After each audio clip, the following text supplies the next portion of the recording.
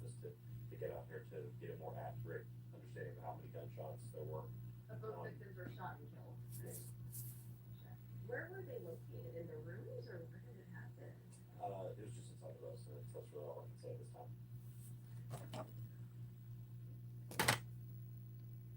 All right. Well, wait till somebody gets in here. Let me know if you can hear the audio from YouTube. That's what we usually do because YouTube is kind of problematic at the beginning. Attic Von Attic, I'm assuming that yeah means you can hear me. Let me know if you can hear me. And I'm going to get my last stream going. And thank you. Thank you, Eric Von Attic. Appreciate that. You're always first. You're always first. Thank you. Good man. Give me a minute to get this other one here. We're going to be certainly talking about Lindsey Graham, but I got something else I want to run by you guys as well. Dude passed. Yeah, Lindsey Graham. Lindsey Graham of South Carolina is no longer with us. No longer with us. I mean, everybody was expecting Mitch McConnell of Kentucky. Everybody was expecting Mitch McConnell of Kentucky, not Lindsey Graham, but Lindsey Graham has passed away overnight. So give me a moment to get my other stream going, and we'll get into the meat and potatoes of today's discussion. But this is crazy because now there are two Republican Senate seats at play. And I hate to have the mindset that we're fighting over this dude's Senate seat before his body is cold, but shit, it is what it is. I mean, that is going to be a major issue. But give me a minute almost here. And I do want to play something from another Senate wannabe that I cannot believe was said. But been watching the Sunday shows this morning, and it appears as though most of the comments on his death have been professional, even from the left. They've been, I mean, now that's not to say what's going on in the comment section on social media. On social media, the Democrats are going wild. So that's different. But in regards to actual politicians, I haven't came across anybody that's acting like Trump. You know, when Mueller or Bob Rayner or John McCain or, Trump made kind of like celebrated the death of several people. I have not seen that from Democrat politicians, out of any Democrat politician, but on social media, make no mistake about it, the Democrats are, they're acting like Trump. On social media, the Democrats are acting similar to Trump. So, but it is what it is. My guess is anybody that is part of the Trump administration or, allies of President Trump are going to get this. This is certainly somebody like Lindsey Graham. Mitch McConnell is probably going to get it too because he blocked what I want to call it. He blocked Obama's Supreme Court pick. So when Mitch McConnell passes, there are people that are not going to like him. So far, BJ Swifty, no, it does not look like there's not any claims of foul play, even though he was young and rather healthy. I mean, he was just in the Ukraine meeting with Vladimir Zelensky a few days ago. So this is a shocking, this one is a shock. This is not expected. Lindsey was not in ill health by any stretch of the imagination. So this one is unexpected. This is what they call an unexpected death. But I mean, he's only 71. He wasn't old or anything like that. But he was just like I said, he was just speaking out on behalf of the United States in the Ukraine a few days ago. And I see somebody in the comments said he probably had a heart attack with his boyfriend, Cardinal.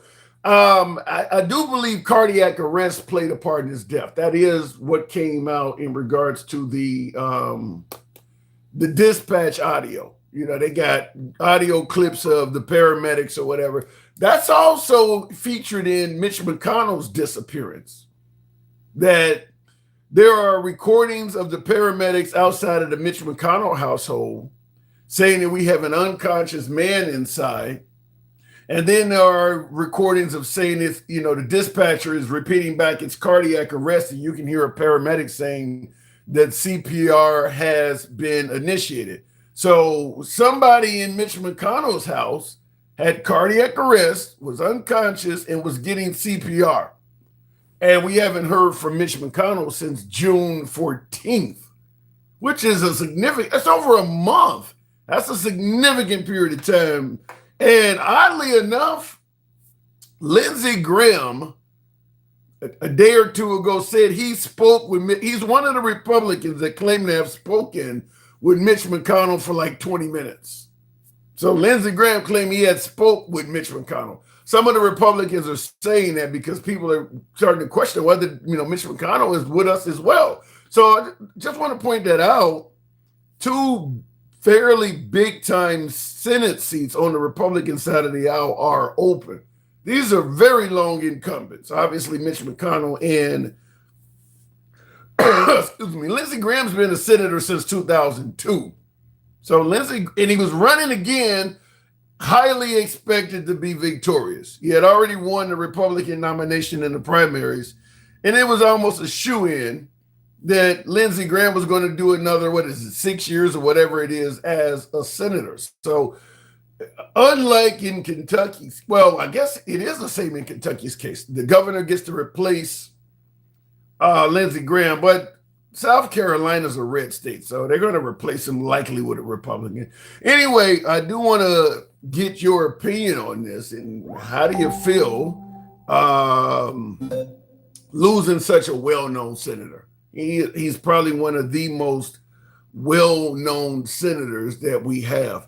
But in addition to this, in addition to talking about Lindsey Graham and how we feel about him passing, good, bad, or indifferent, what he's done for the country, et cetera, I want to give you a clip of, soon-to-be former Congresswoman Jasmine Crockett. I'm not a fan of this at all, but I know some of my liberal-leaning, particularly African-Americans, are probably not going to like my 2 cents on this, but I want to hear yours first. Me? I am going to be working everywhere. The best thing that I can do for James Tallarico isn't me standing on a stage with him. It is the fact that I endorsed 5 candidates in the runoff who all happen to be Black men in the state of Texas, and every single one of them won, and they're going on to November, meaning that they will pull out more Black people to vote. People keep trying to say, well, Jasmine has to go and hold his hand. No, I don't. And don't worry about my math and how it works in my mind. Because the reality is that if you can give people more than one thing to vote for, then you have a better chance of getting them out to the polls. And honestly, some people just not going to be sold on certain people that are running in the state of Texas. So the best thing that I can do is take down ballot candidates who no one's ever heard of and do my best to uplift them and increase the voter participation in a way that we did in Texas. You see, a lot of haters got a lot of things to say about me and my race and how I ran it, but the reality is that there was a lot of racist, not a lot, it was racist. It was a racist race. It is what it is, right? But we live in America, as y'all are celebrating 250, okay? We know. Let's be clear now. I'm really unhappy with Jasmine Crockett for saying this, and I can understand why she lost talking like this. First of all, this is a Democrat primary she lost in to Tallarico. So the only Democrats are voting in this. So if you want to suggest it's a racist race, then that means she was suggesting that Texas Democrats are racist. That's what she's suggesting. These are Democrats that did not vote for you. So you're suggesting that the Democrats in Texas are racist. And after promising to support Tallarico, whether she won or not, now she's making it clear she pretty much ain't gonna do shit for Tallarico. So she comes across as a sore loser, in my opinion. She really comes across as a sore loser. So I'm just not a fan of what Jasmine Crockett is saying here at all.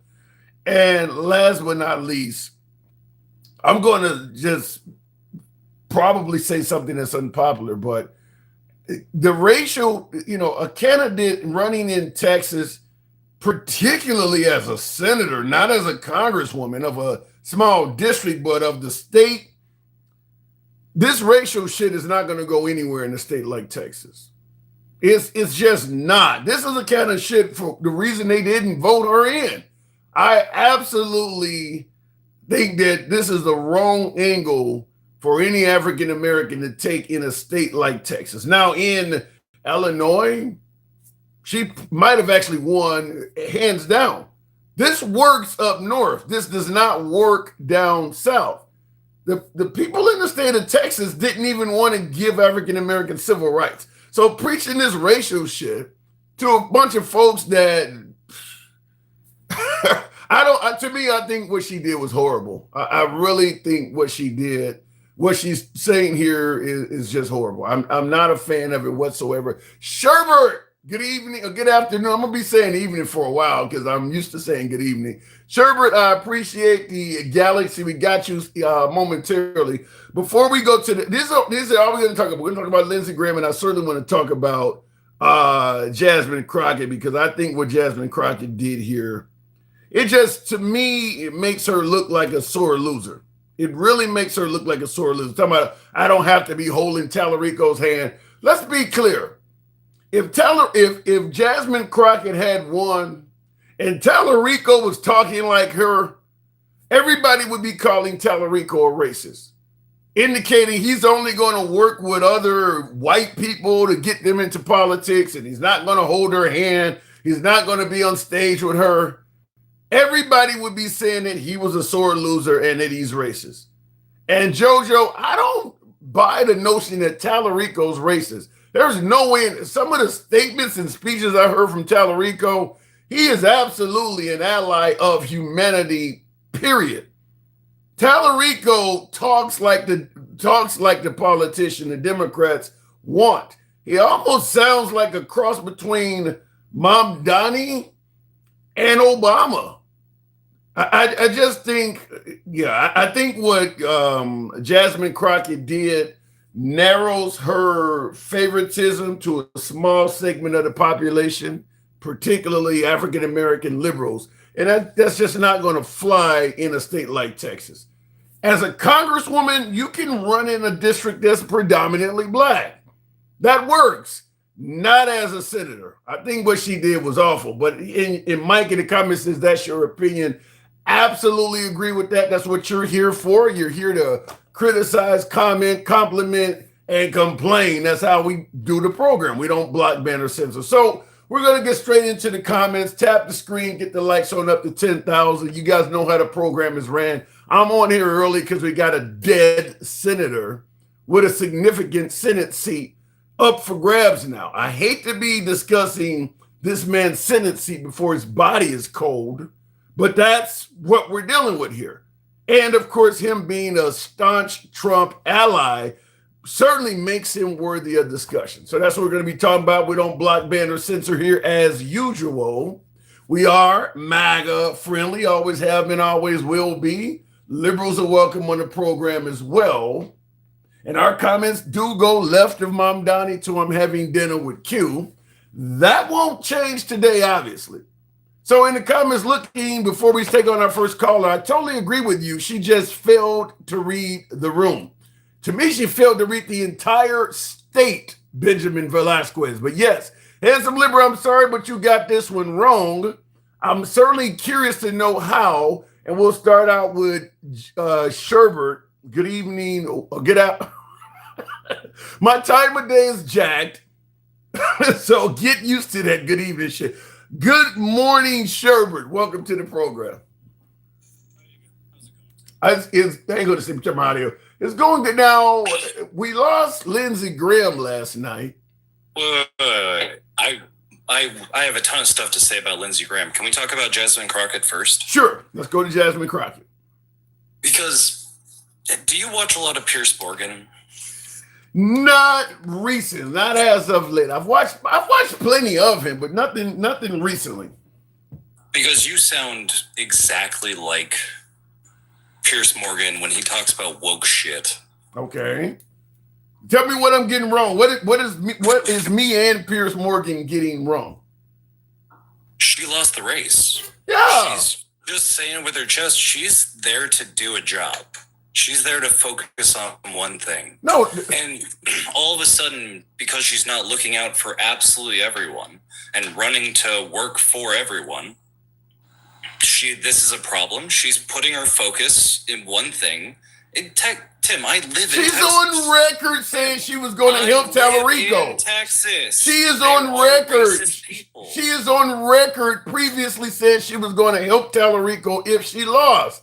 Now she's helping him by getting more people out to vote and not focusing on his message. There can be multiple messages, like she fucking said, and you just jump back to the woke. Hey, this looks bad. Hey, it does look bad. Oh no! So you're gonna tell me that if Jasmine Crockett had won and Tallarico started focusing on other people and said, I'm not going to be on stage with her or anything. Man, I can't wait for Gangster Grandma to come rip you apart on this one. You didn't answer my question, though. You're going to tell me if Jasmine Crockett... Wait, hold on. She's just doing her own thing. I get all of that. I'm not arguing with that. What I'm saying is, if the situation was reversed, Jasmine Crockett would be bitching and complaining. If Tallarico had lost, it was indicating he's going to go and do other things for voters in Texas and not do anything to campaign for her, she would be calling that dude a racist, and probably you would be too. No. There would be no expectation. Said, hey, I don't agree with how that went. I'm going to go focus on down ballot. He's going to do his thing. Great. Like, if it was in the reverse, it's still not that bad. It looks a little funny because sexism, but come on, it's fine. I'm not buying that. You're telling me there would be zero expectation. I'm not gonna let your morals and horse shit make this a problem. She's focusing on something else. Leave it alone. You're telling me there would be zero expectation for Tallarico to. You're not hearing what I'm saying. This is the story of the You're not hearing what I'm saying. You're telling me there would be zero expectation if Jasmine Crockett had won, there would be zero expectation of him to support or help her out at all. She didn't say she was against Tallarico. She's not helping him out, is what I'm saying. Yes, she is. She explicitly said she's helping him out by getting more people to vote for the Democratic side. Okay. She's not going a fucking... So she's not going to campaign for him. Went the other who? She didn't do an RFK. She didn't do a Tulsi Gabbard. She didn't do fucking J.D. Vance. She's just focusing on a different demographic.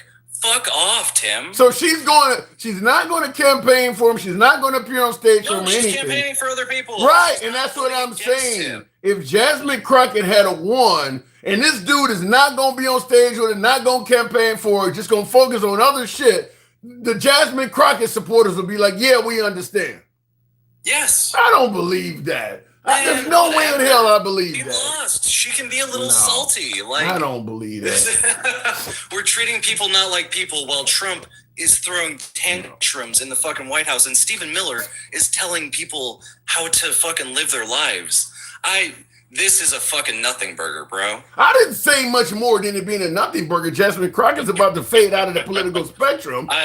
This just feels silly, Tim. But can we get to Lindsey Graham? Let's go to Lindsey. We totally disagree on Crockett, but let's go to Lindsey Graham. So first and foremost, for all of the complainers and snowflakes, I feel bad for the families of all of Mitch McConnell and Lindsey Graham and everybody else that has these sudden problems. He probably had a stroke. I don't know about Mitch McConnell. Ambulances days before.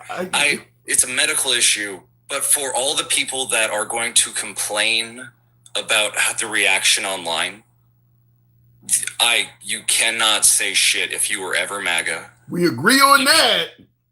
It goes both ways. Yeah, we agree on that. Just no losing your shit over this, because at this point we don't lose our shit over when MAGA just says something completely ridiculous. Yeah.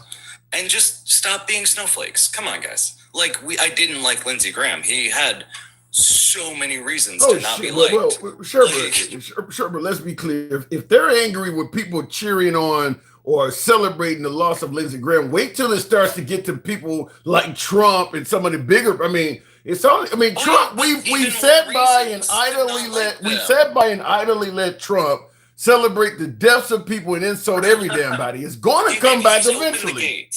He's opened the gates. Yeah. Fuck you, Tim. No. We don't get to live in the hypocrisy at this point. When they fucking complain, we are agreeing. So hard. We are agreeing, though. Did you hear me? We are. What I'm saying no, is, it sounded the opposite. Well, because you started, you're still pissed off about my view on Jasmine Crockett. But what I'm saying is, we've sat by and we've idly hold on. We've sat by and we've idly.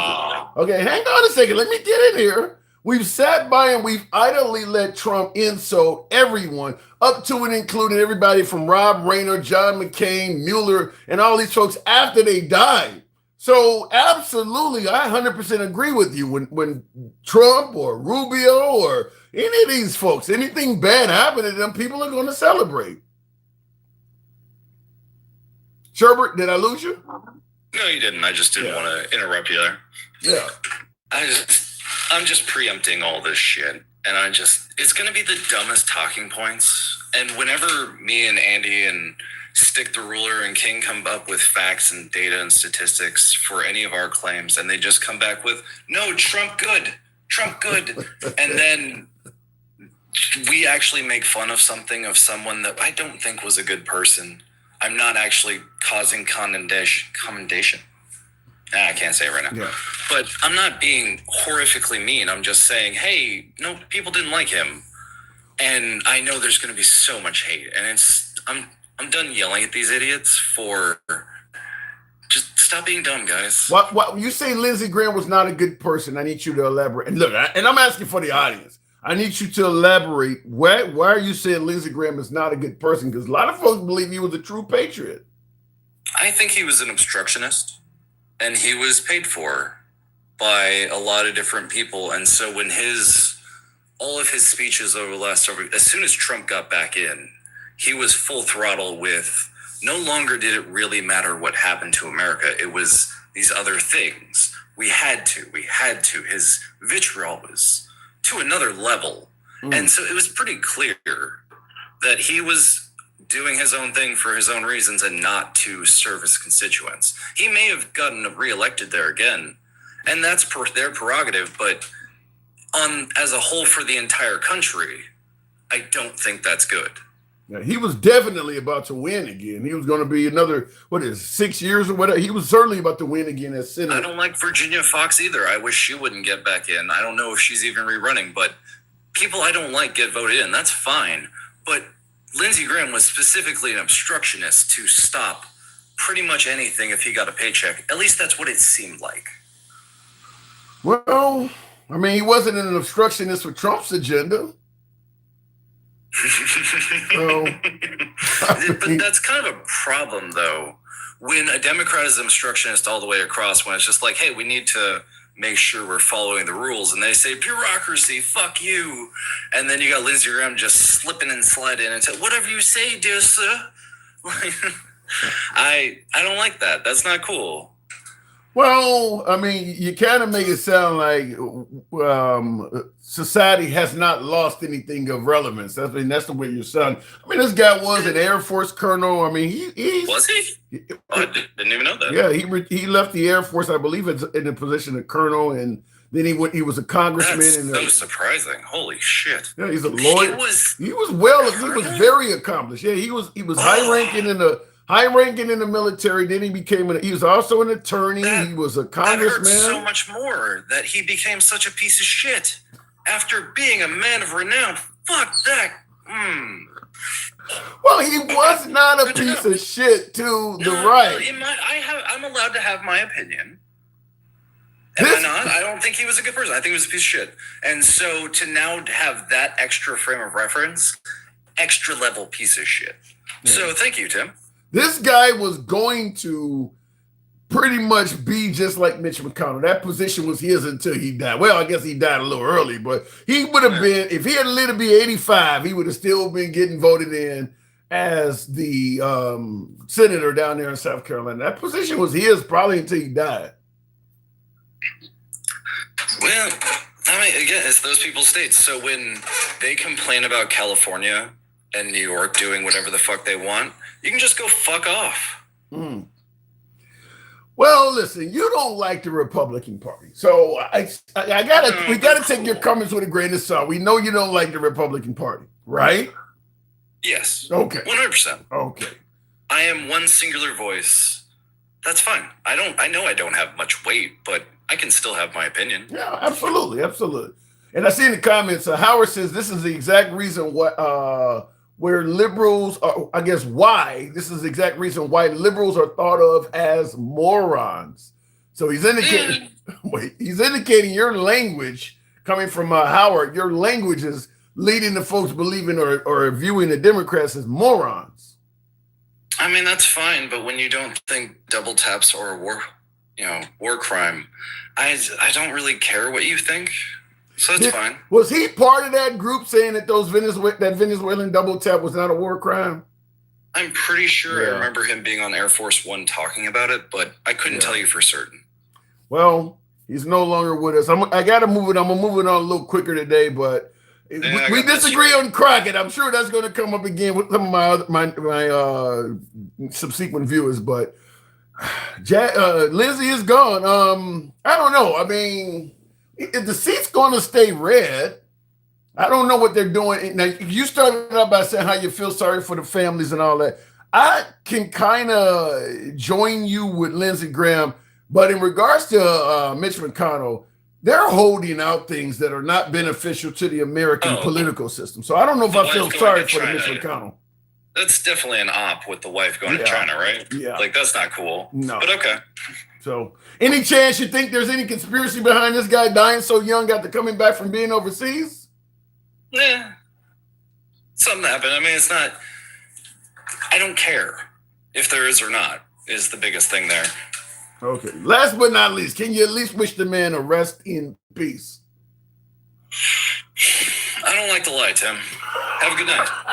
Sherbert, always a pleasure. Thank you for coming through. Tap the screen, folks. Help your boy out with the hat mustache. I haven't solicited that, so I'm going to do that now. Help your boy out with the hat mustache goes. I think Henry McMaster gets to appoint someone. Yeah, I mean, it's going to be replaced by another Republican senator, but look, he's a war hog. He's pro-Israel. Thank you very much there, JPT Farms. He's also very experienced. He had a lot of connections. He's a loss to the Republican Party. There's no doubt. Corey Ufit Jackson. Thank you very much. Appreciate that.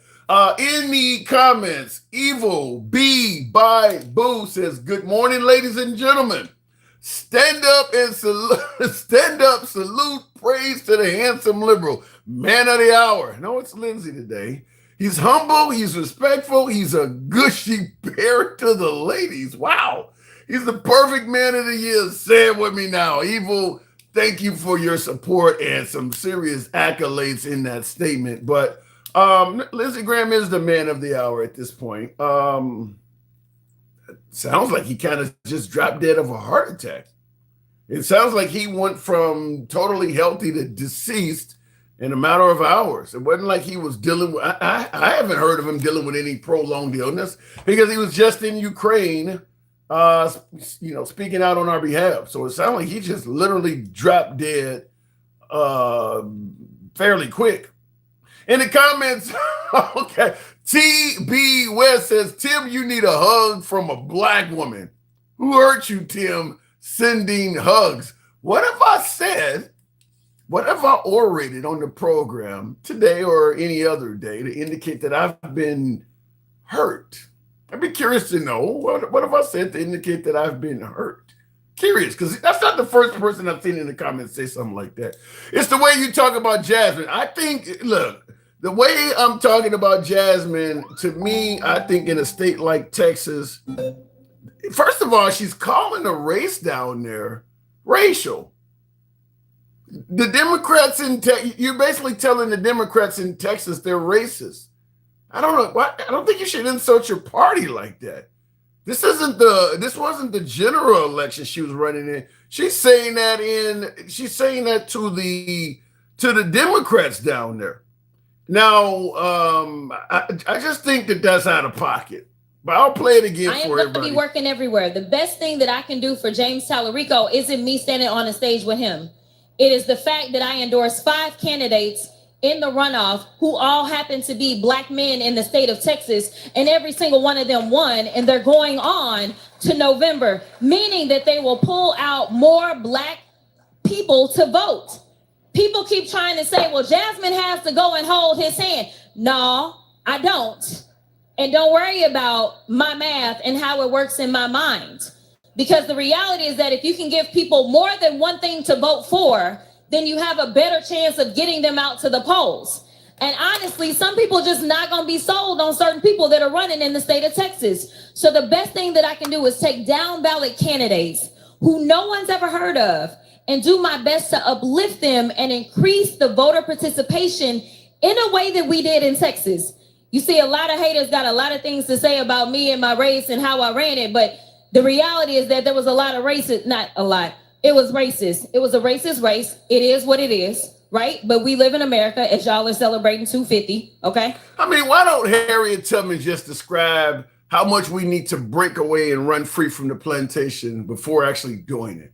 I'm not saying that what she is saying is not valid. I'm saying that you need to understand. Let me go to the box. It'll come out. I think what she did is awful. I think it's a mistake. Going back to the box, Jasmine, Jeremy. Listen. Okay, you can call me anything you want. Just call me late for dinner. Okay. All right. So what am I'm getting hammered on this. In the comments, Dencal says the more I hear her, the more sense she makes, says Dencal. I'm not saying she's a sore loser. Let's just be honest. She's a sore loser. She's angry that she lost. And she the thing is, she thinks that her skin color makes her better than everybody else and makes her deserve the seat more. And she's angry that a white man took it. She's racist. She hates white people. I don't know if I agree with you in suggesting that she thinks her skin color makes her better than everybody else, but I absolutely think that she's making this racial. And I'm not saying it's not racial. Here's my point I'm making. Now you're probably going to disagree with this, but maybe some of the other viewers may understand. I think what she is saying out loud is what you keep to yourself. You get inside. You make changes based on what you believe without yelling this shit out and ostracizing voters, or you're isolating people. But if you believe there are racial aspects to your state or whatever, you keep that on the hush. You get elected, and then you start making changes from the inside. But yelling this stuff out before getting in office, you're not going to get in office. That's the point I'm trying to make. I think that what she is yelling out, the state of Texas don't want to hear this shit. Even if it's true, even if there's some validity to it. I don't think so, Jim. You don't think there's any racial issue in Texas at all? What? You don't think there's any racial issues in Texas at all? I don't think they're nearly as big as people think. Well, keep in mind. Here's the thing. I think the Democrats want there to be, because they can justify their failures. You know, if it's something like racism, it's not the fact that Jasmine Crockett is very obnoxious and doesn't know how to behave herself and acts like a child. Only she can't blame it. She can blame everything else but herself if it's racial, but she can't take a little bit of personal responsibility. And this is something that you see with a lot of people. They have an external locus of control. I think I remember telling you about what that is. Yeah. I didn't agree, but I do remember you telling me. Yes. Yeah, and the thing is, most things, I know this is not easy for people to hear. There are things that are outside of people's control, but for the most part, especially in like a first world nation like the United States, most of the reality is something you can conquer and control by properly engaging with it. Yeah. Most of the world that you interact with is something you can make a positive reality out of if you choose to interact with it properly. But most people don't want to accept that. Well, but wait a minute. How about this comment here? Denkel on YouTube says she literally got her seat taken due to racial gerrymandering. Now, he believes she's 100% correct. He's saying that, we're trying to suggest that it ain't race and she's a sore loser, whatever. But he's saying her seat was taken from her because she's black. How do you respond to that? I'd say she would have lost even if there was no gerrymandering whatsoever. Because look at how Tallarico talks. I disagree with Tallarico, and I think his ideas are terrible. He is extremely well-versed and extremely calm, extremely good at explaining his point, and he doesn't engage in the same kind of behavior that Crockett does. Crockett is extremely obnoxious, volatile, emotional, which is not something I really say very often about most people. I don't care whether you're a woman or not, and easily and very fragile. Like her response to Marjorie Taylor Greene, was something that showed her true colors. Marjorie Taylor Greene was acting like a child, and instead of being like, well, this is how you are, or now we see you for who you are, or she responded by being just as childish. Do you remember that? Yeah, but what the hell? I mean, to me, Marjorie Taylor Greene showed Hunter Biden's dick on the floor of C-SPAN. There is no defense for anybody trying to suggest that you didn't handle her right. I mean, if she had walked up to her and if she had walked up to Marjorie Taylor Greene and bitch slapped her, I would have understood. The way Marjorie Taylor Greene was acting when she was a politician, she deserves everything coming to her. She stooped to her level. And it makes her look. And you voted for a guy, you being a former Trump supporter, you voted for a guy that creates that level everybody's stooping to. So what? I voted for him because of policy, not because of his behavior. But he was doing that when you voted for him. You voted for policy, but you knew he was doing that. Hold on. But here's the thing. What policy could you possibly name that Crockett had that Tallarico didn't that made her better? I didn't follow all of the policies that that's not my race. I'm not in Texas, so I didn't follow everything they were running on. Just like Mom Donnie in New York, I only know most of his shit because people were making such a big deal of him claiming he was a socialist. But I don't get that deep into what they're offering to their constituents if I'm not one of them. Tim, I'm telling you right now, there's nothing that Crockett had that was different from Tallarico when it came to actual policy that made her better. There's nothing. Crockett never offered anything better. I'm a black man. Wait, Jeremy, Jeremy, despite how many of my African-American viewers think I'm a sellout, goddammit, I'm a black man. To me, what she is offering is going to benefit me more than Tallarico because she actually recognizes I exist. What are you talking about? For me, maybe not you, but for me, if she's talking like that, even though I don't favor it doing it from the outside, I think you do this shit once you get in and you get the job. That's what I'm criticizing her for. But yeah, she gonna be more beneficial to me probably than Tallarico is. In what way? Because she's gonna recognize me. She's putting focus on me. Just like I believe Trump is more beneficial to white people than the average politician because he's putting a spotlight on white people. You don't believe that. What you believe is that you just really have in-group preference. You have in-group preference. Call it what you want. You can't see the forest through the trees. Okay, you can label it what you want, but if you the fact is, Tallarico would have been just as good for black people as he would have been for white people.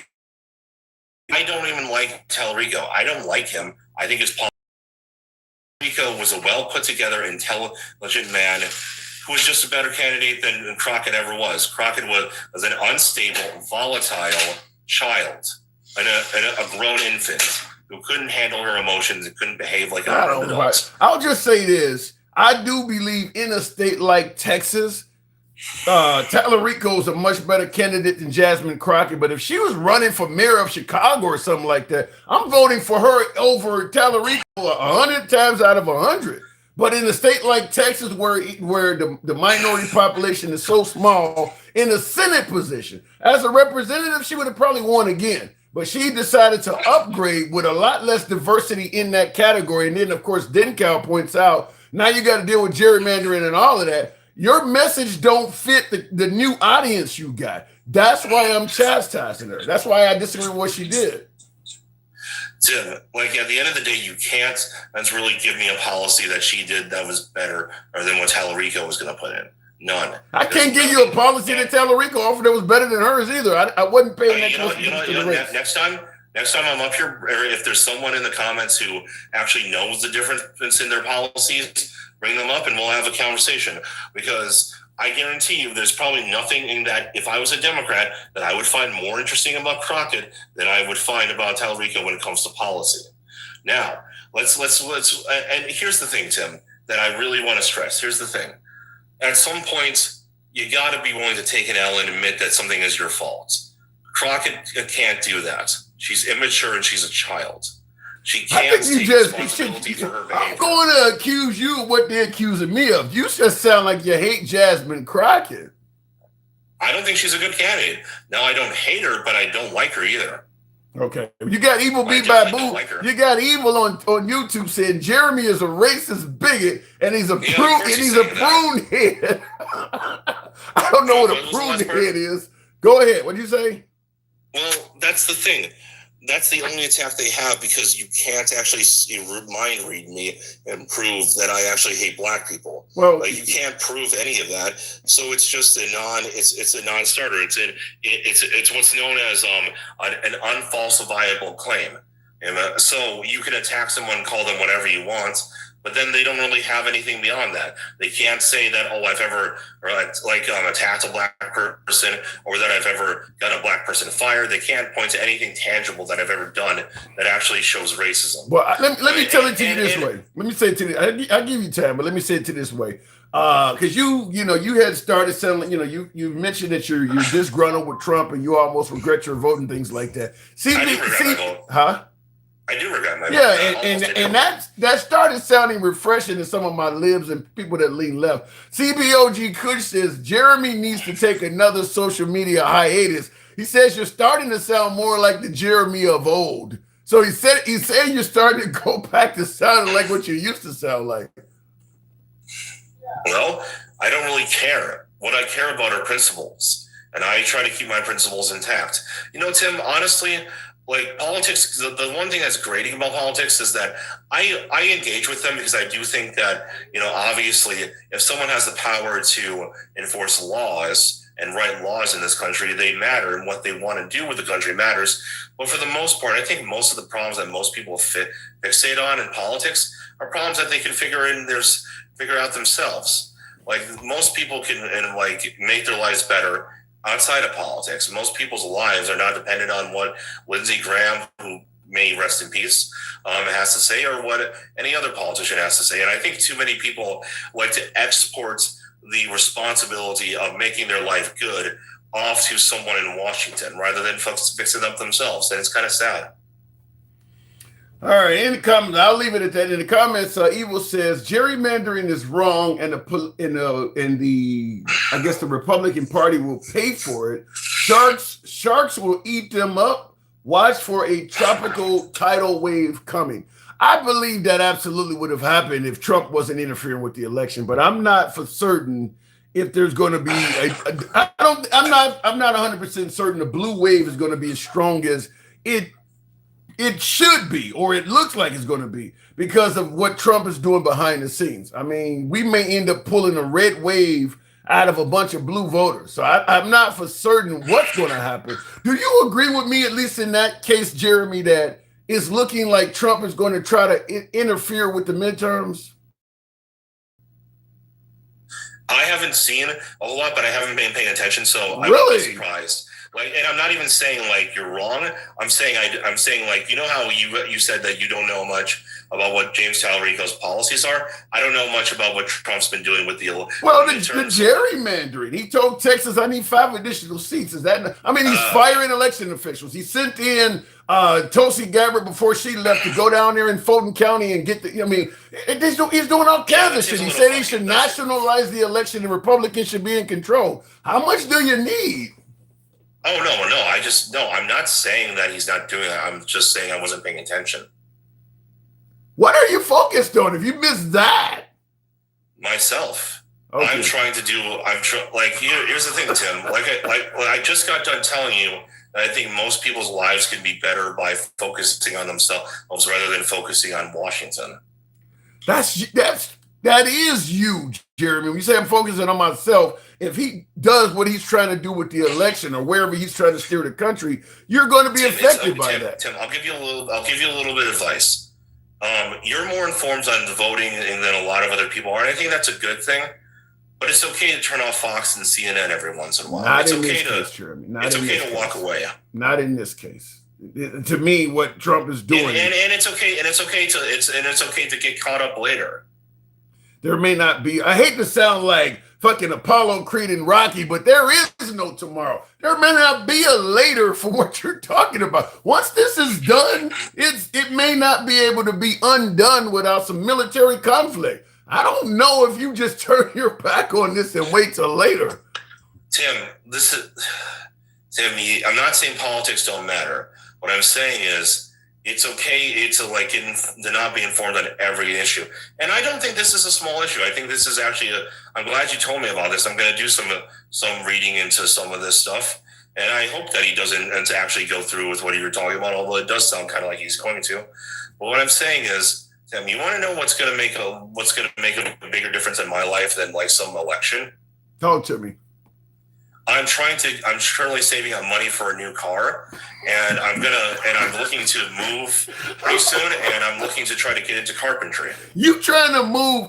First of all, the dude is fucking with the housing. All the stuff you trying to do, he's involved in. You're a younger guy trying to getting your own home and stuff. He's involved in all of that stuff. He himself is dealing with all of that. I'm just saying, Tim. I'm saying I've got things in my own life that are more important, and you do too. Okay, you have a life. I vehemently disagree with that.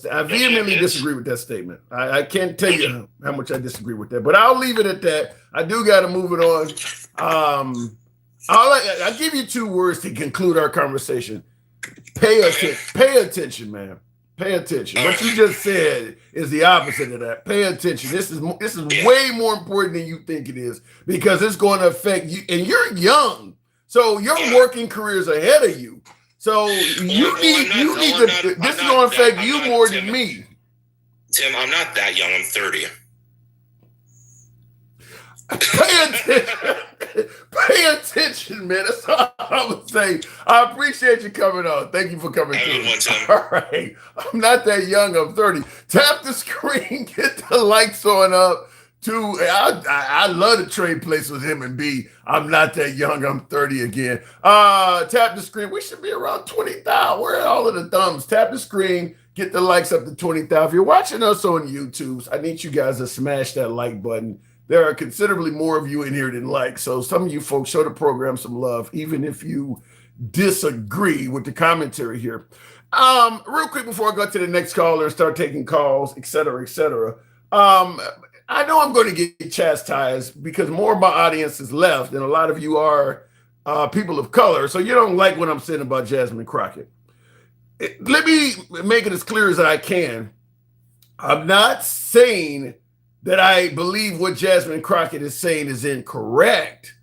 What I'm saying is she is on the outside saying what you shouldn't say until you get on the inside.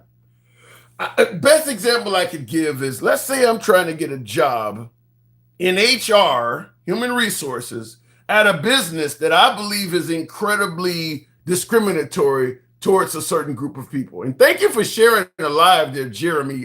Certainly some of you folks, share the live, if you will. Jeremy Gillespie, I do appreciate that. Share the live, help your boy out the hat, mustache, TikTok cap goes. Let's say I'm trying to get a human resources position at a company that I think is discriminating against a certain type of people. I feel like Jasmine Crockett. I'm sitting across the table from 3, 4, 5 white guys interviewing me for the position. Even though I feel like her, you don't say that in the fucking interview. You say what it takes to get the job, and then once you're in there, you live out your Jasmine Crockett fantasies. She's saying this stuff from the outside. Because if I say this in the interview, I'm never going to get the job. I'm never going to get the job. And I think that that's the problem with Jasmine Crockett, is she's sitting across the interview table saying this stuff. And and black baby boy says she's way past the interview. No, because now she make that this is gonna be following her should she try to run for political positions in the future. She can look, she lost the Senate position to Tallarico in 2026. She could run for positions going forward. This ain't it. I mean, Mitt Romney was a senator in Massachusetts, and he later became one in Utah.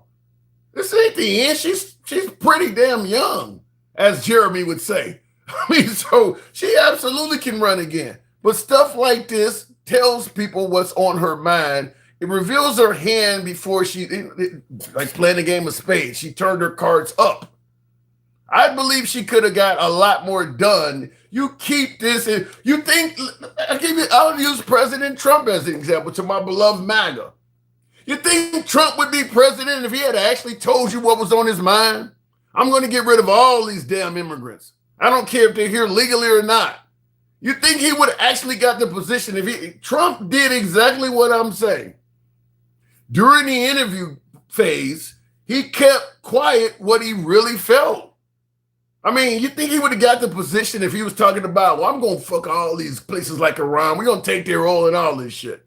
I'm going to turn the White House into a posh place of royalty at the taxpayer's expense.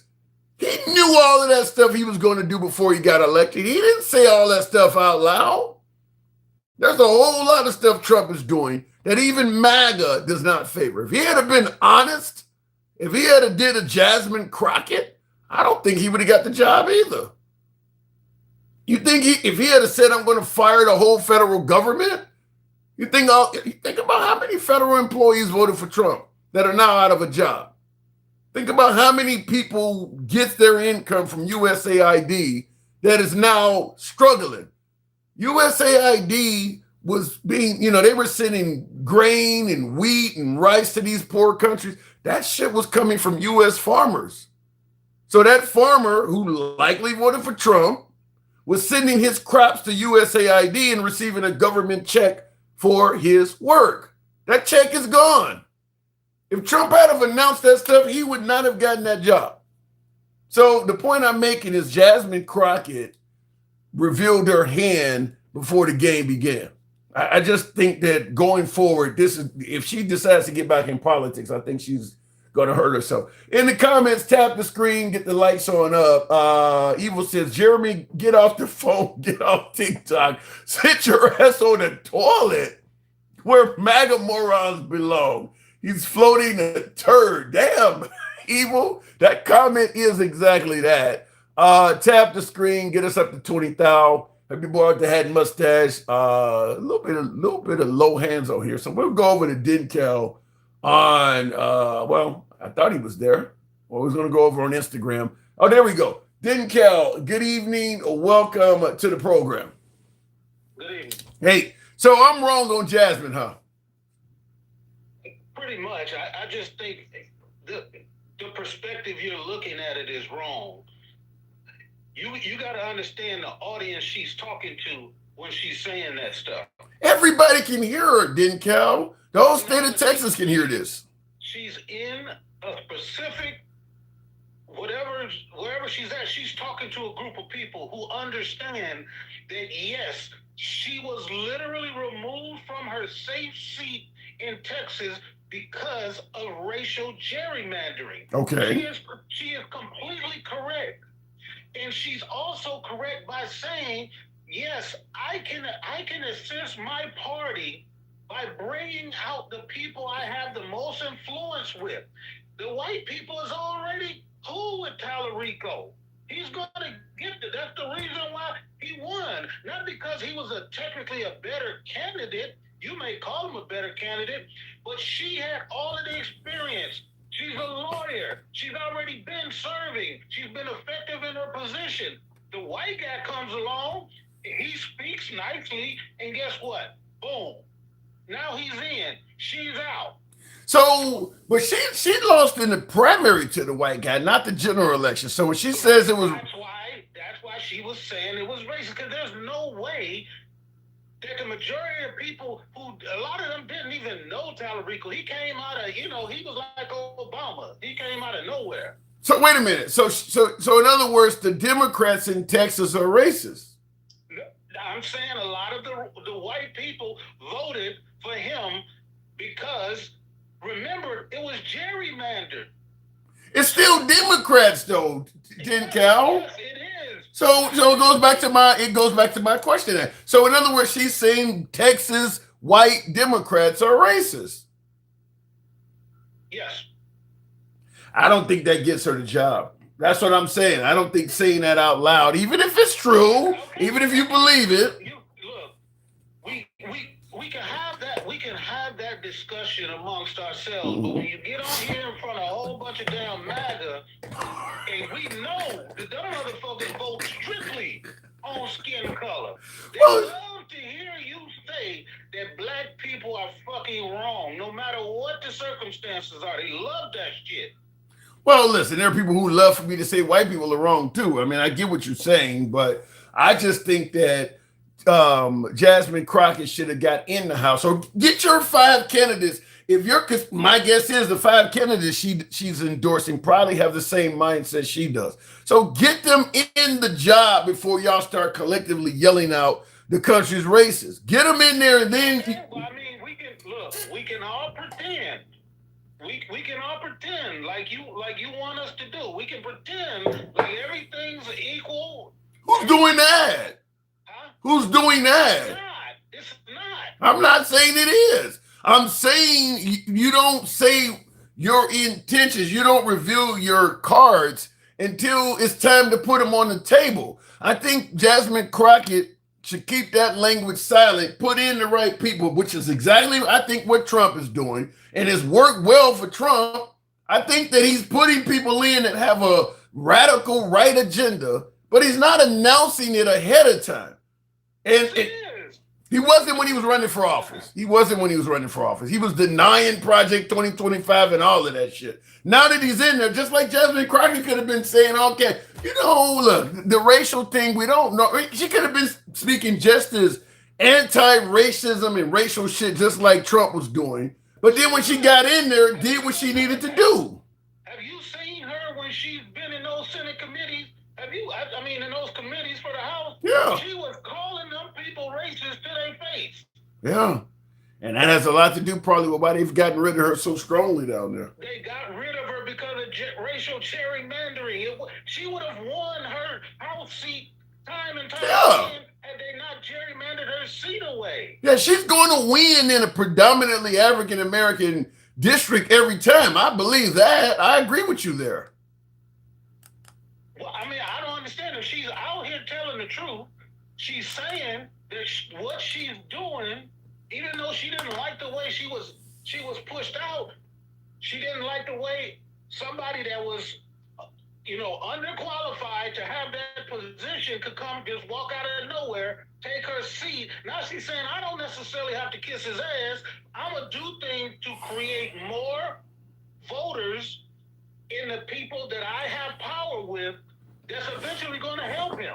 Would we really be okay if Jasmine Crockett had a won and Tallarico was saying, I'm really not going to kiss her ass and I'm going to help other people? We wouldn't have said anything about that at all, huh? Dude, if he would have lost, nobody would have blinked an eye because he was an unqualified candidate who had no name recognition.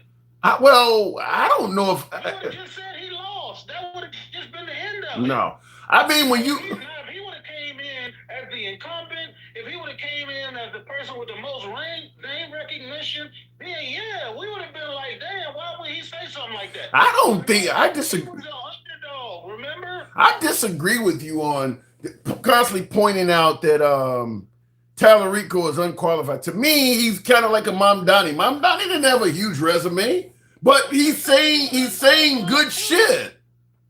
We can say he was unqualified, but if we just like you, I'm not familiar with both of their platform, but I'm pretty sure they were running on pretty much a parallel platform. That's why when they had their debates, nobody ever said like they was in there beefing or nothing.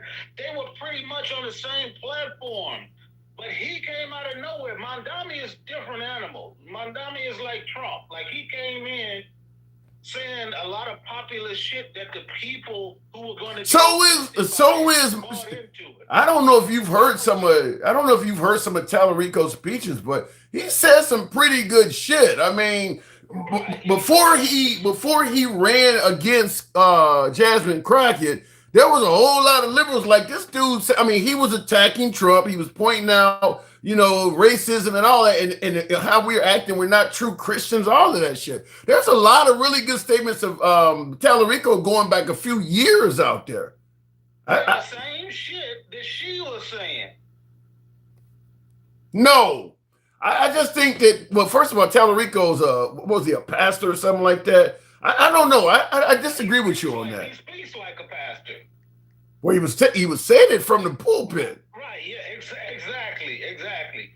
Which does not make him more qualified. It makes him a lot less qualified. Just because you win an election doesn't mean you were more qualified.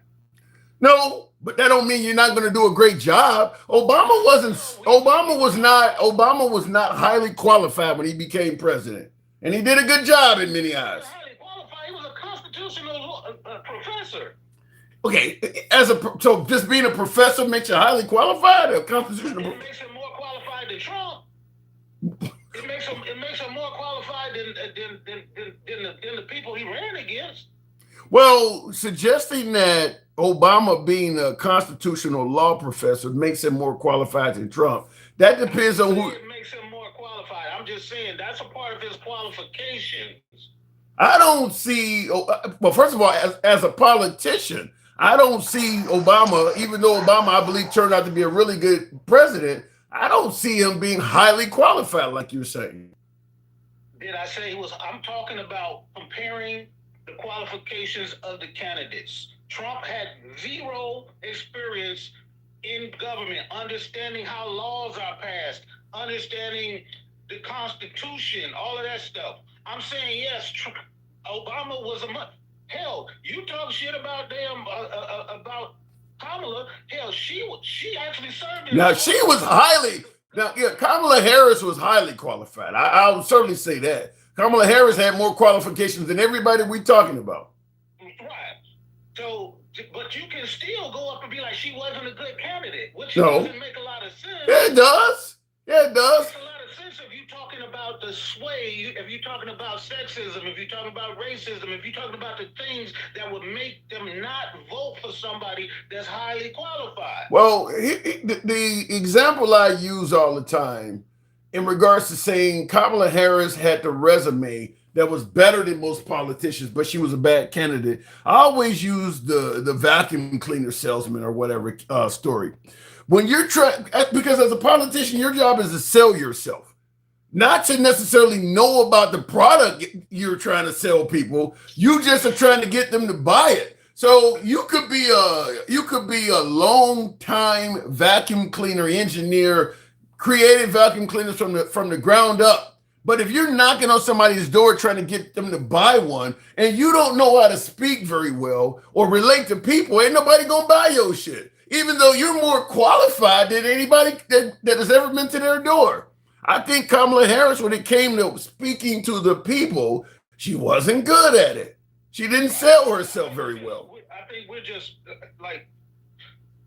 just talking about two different perspectives as far as a candidate. You're talking about whether they're a good candidate because you gotta communicate with your constituents, and then somebody who actually has the ability to do a good job at it. You gotta convince the person that you're trying to get their vote that you are capable of doing a good job at what you're doing. They're not reading your resume, Cal. Just like Trump, as you're rightfully pointing out, he didn't have much of a resume as a politician other than he's been a businessman most of his life. He didn't know how laws are passed. He didn't know shit about the Constitution, as you're rightfully pointing out.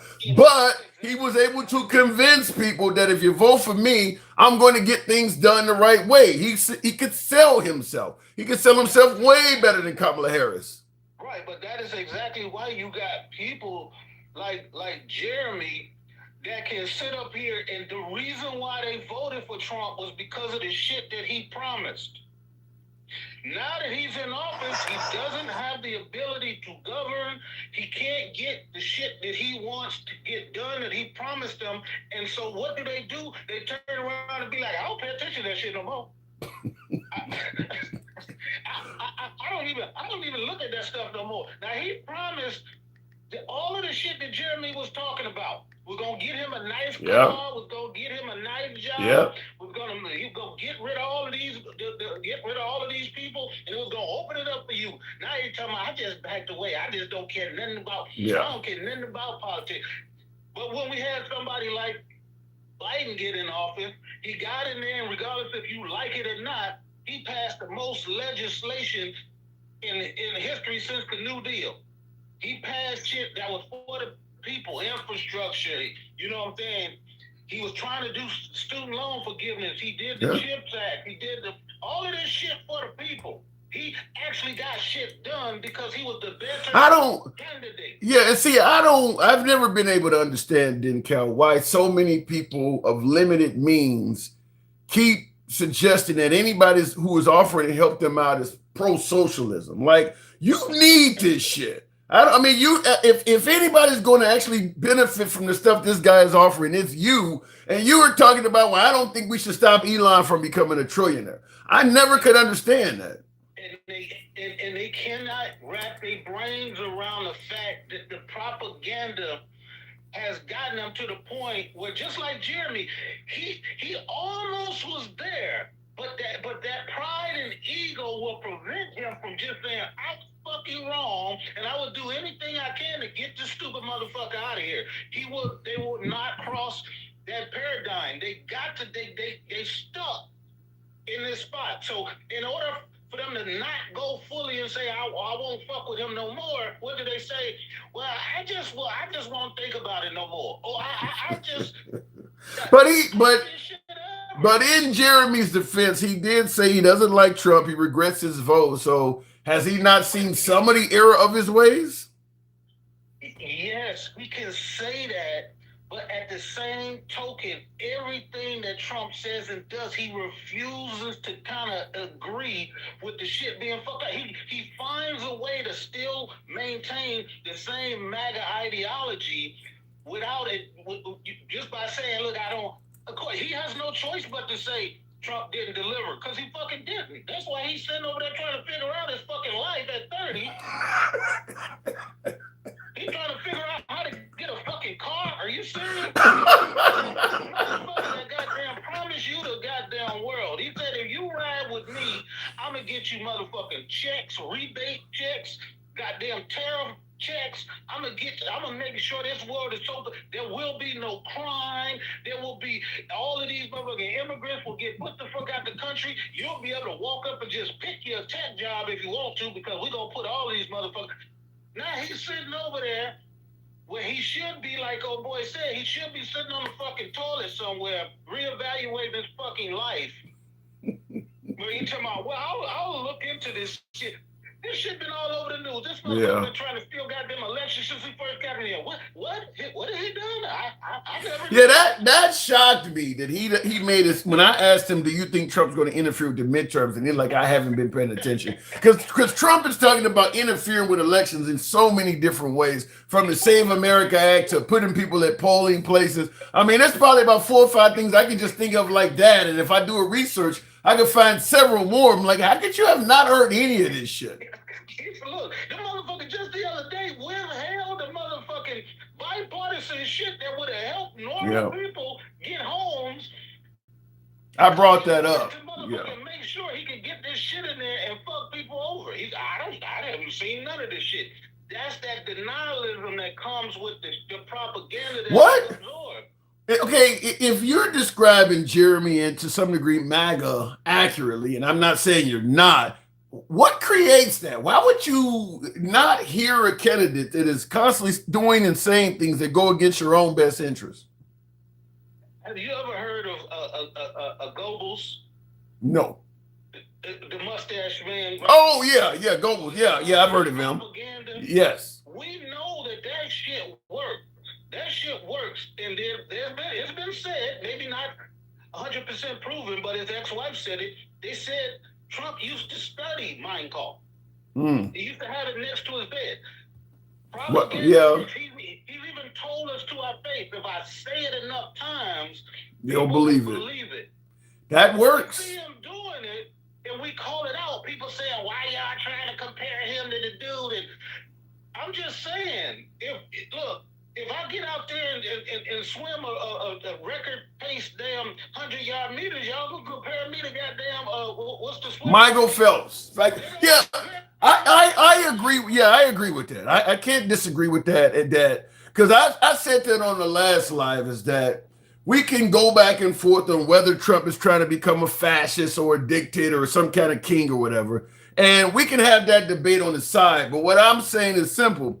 If you were trying to become a fascist or a dictator or a king, you would do many of the things that Trump is doing. It would be required. If you're trying to flip a democracy to a dictatorship, a lot of stuff that Trump is doing would be required for you to do it. You'd have to fuck with the media. You'd have to fuck with elections. You'd have to fuck with history. You'd have to fuck with what's being taught in schools. Promoting religion would be part of it. I mean, you would do many of the things he's doing.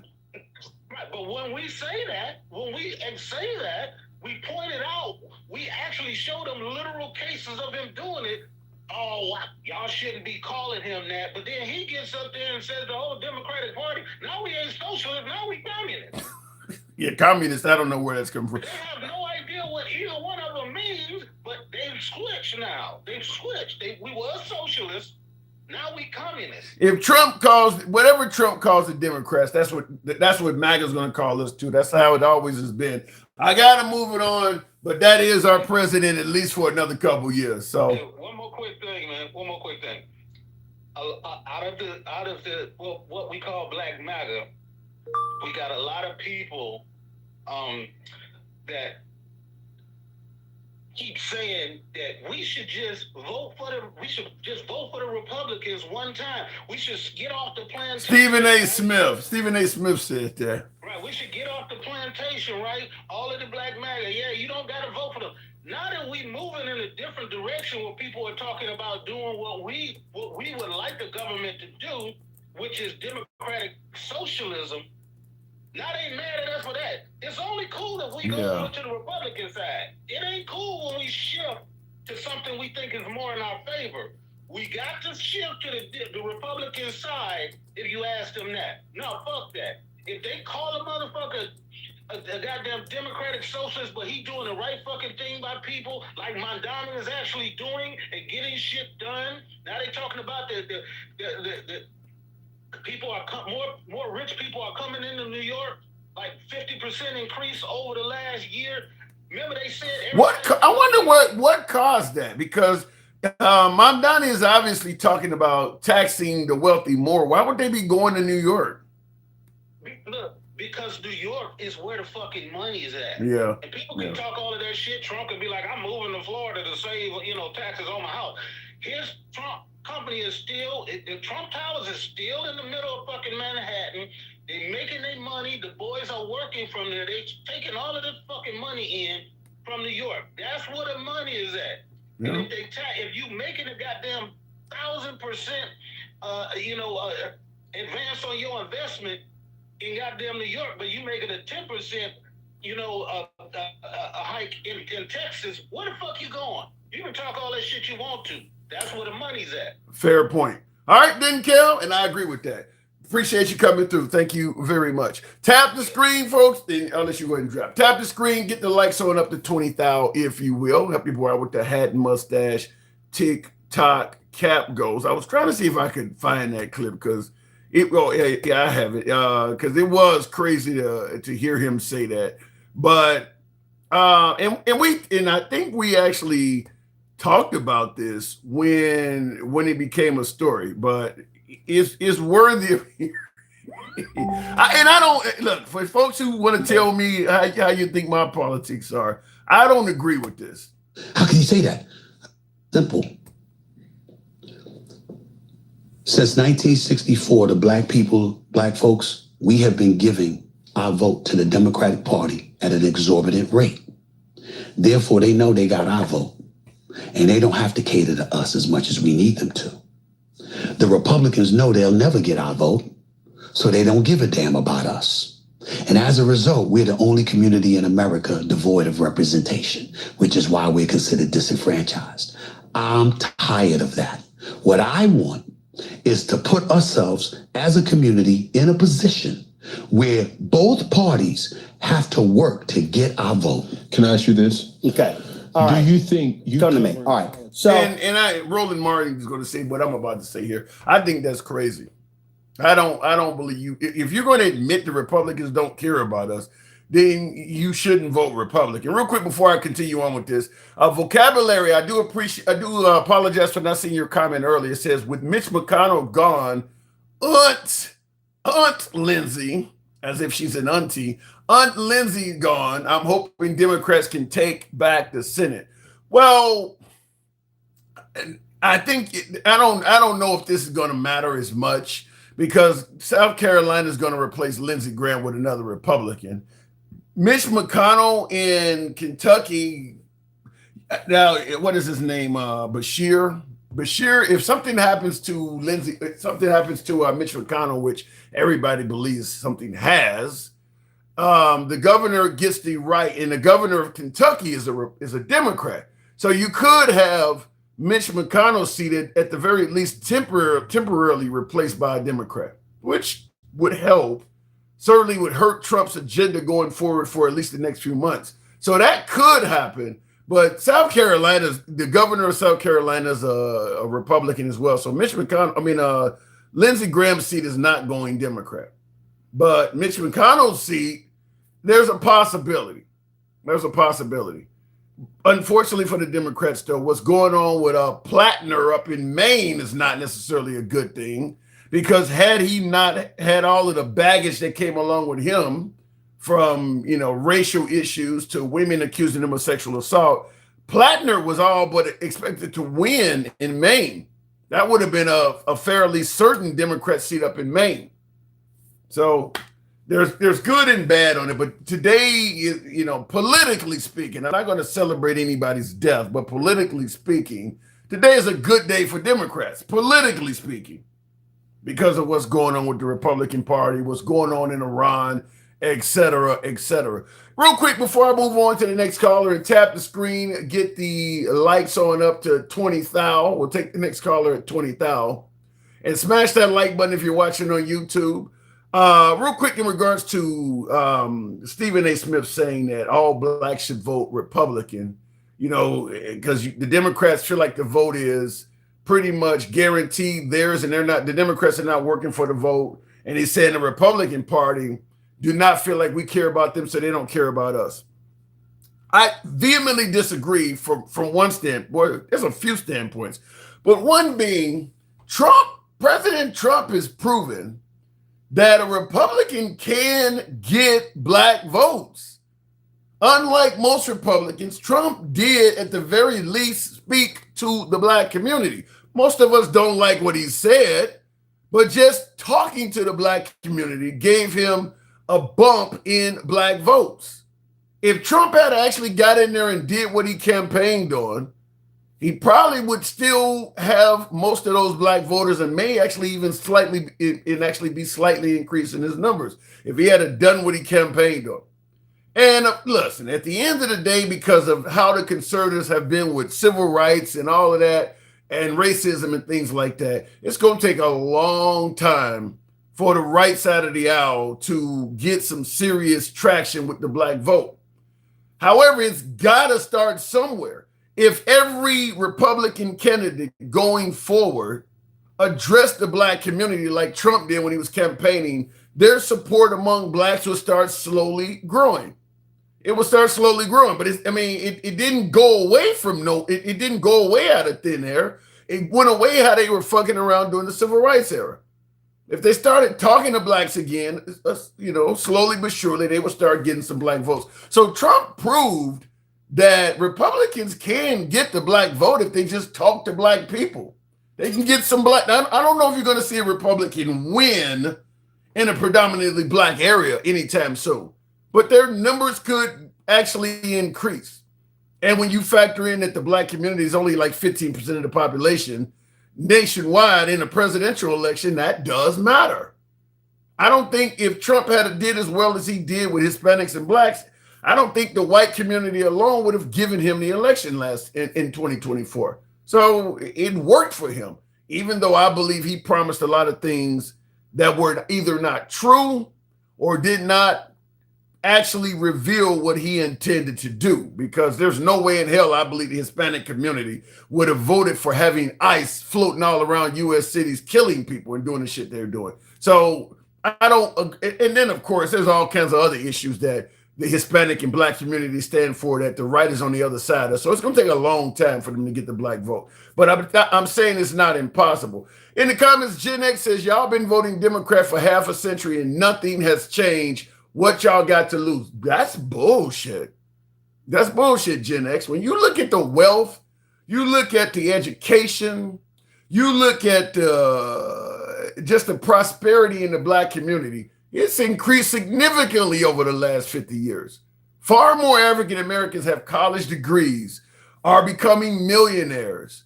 Some generational wealth was almost non-existent in the black community 50 years ago. That kind of stuff was almost non-existent. You're starting to have all of that stuff.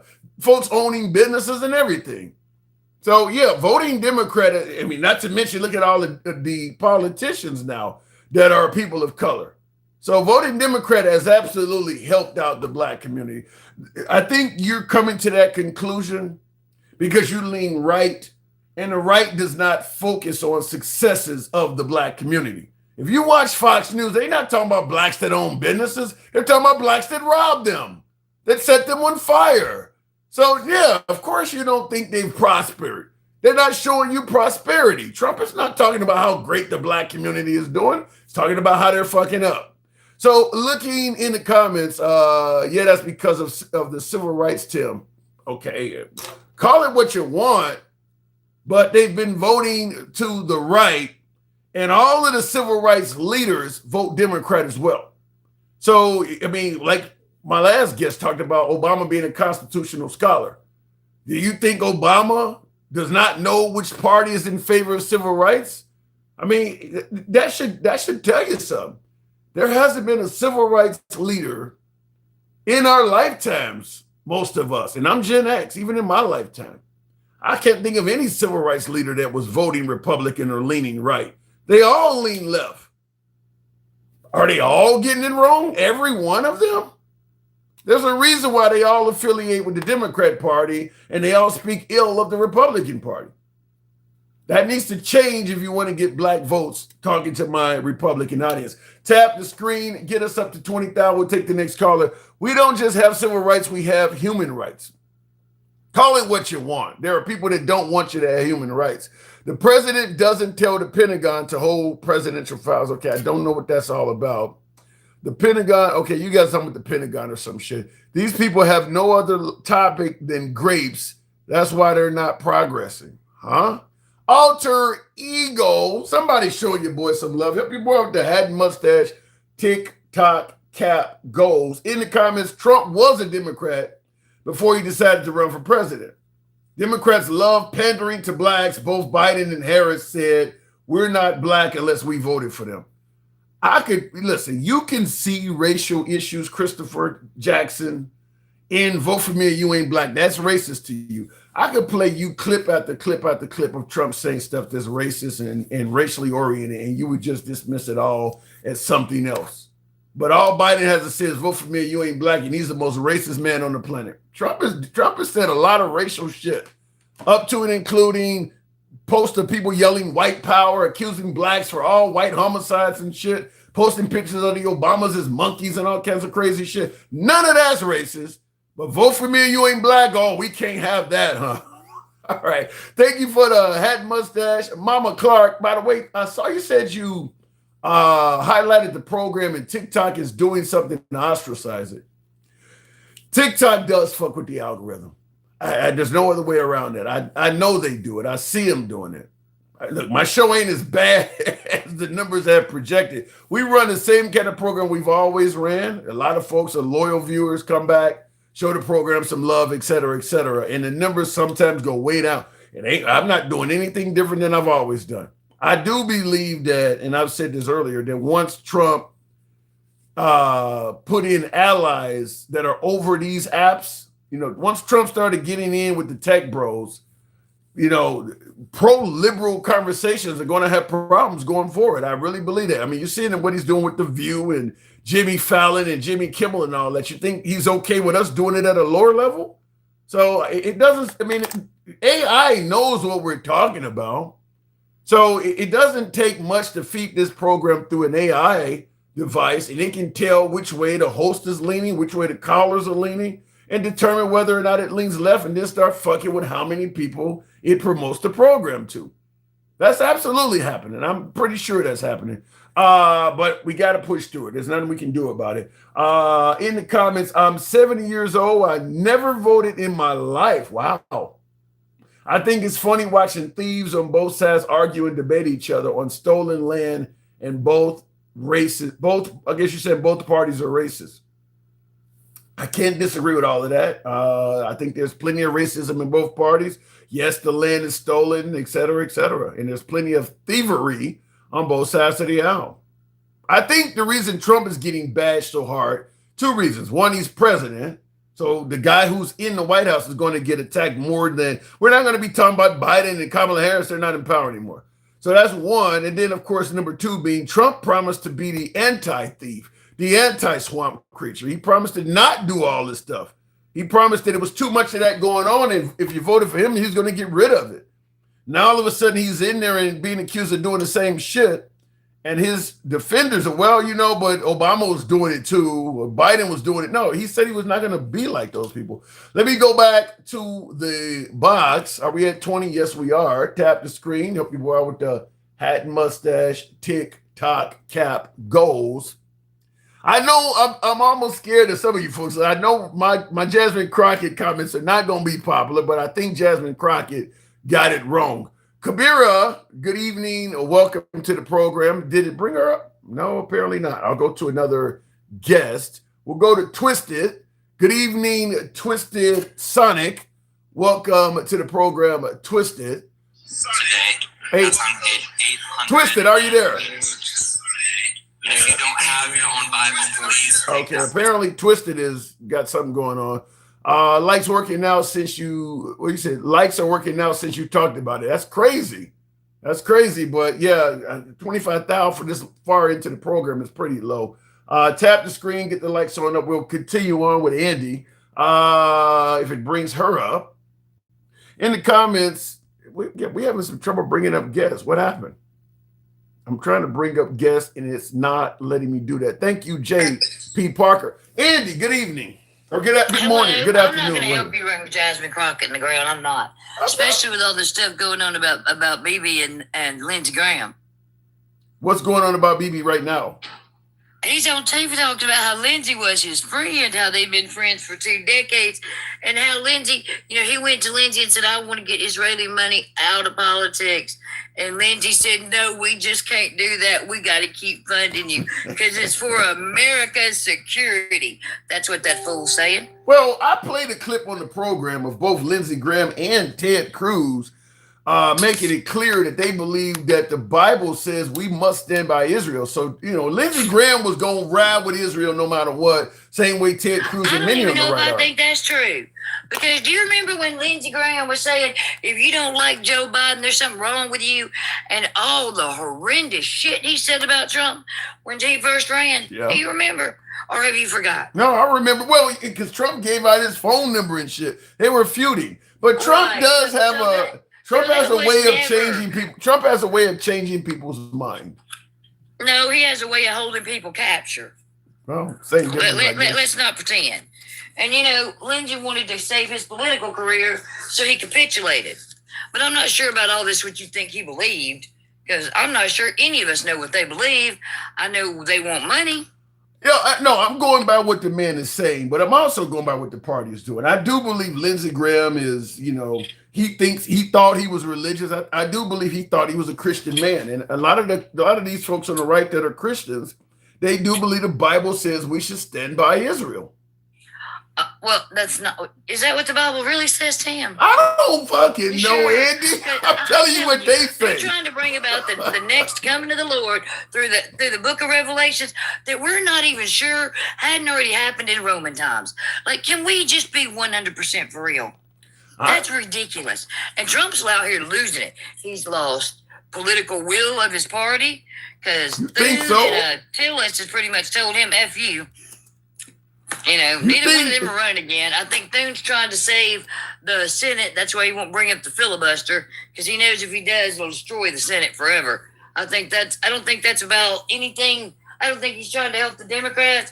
I think he understands the structural compromising it will do to the country should he do something so fucking idiotic. That's what I think. You think Trump has lost the political will of his party? Yep. I don't know about that.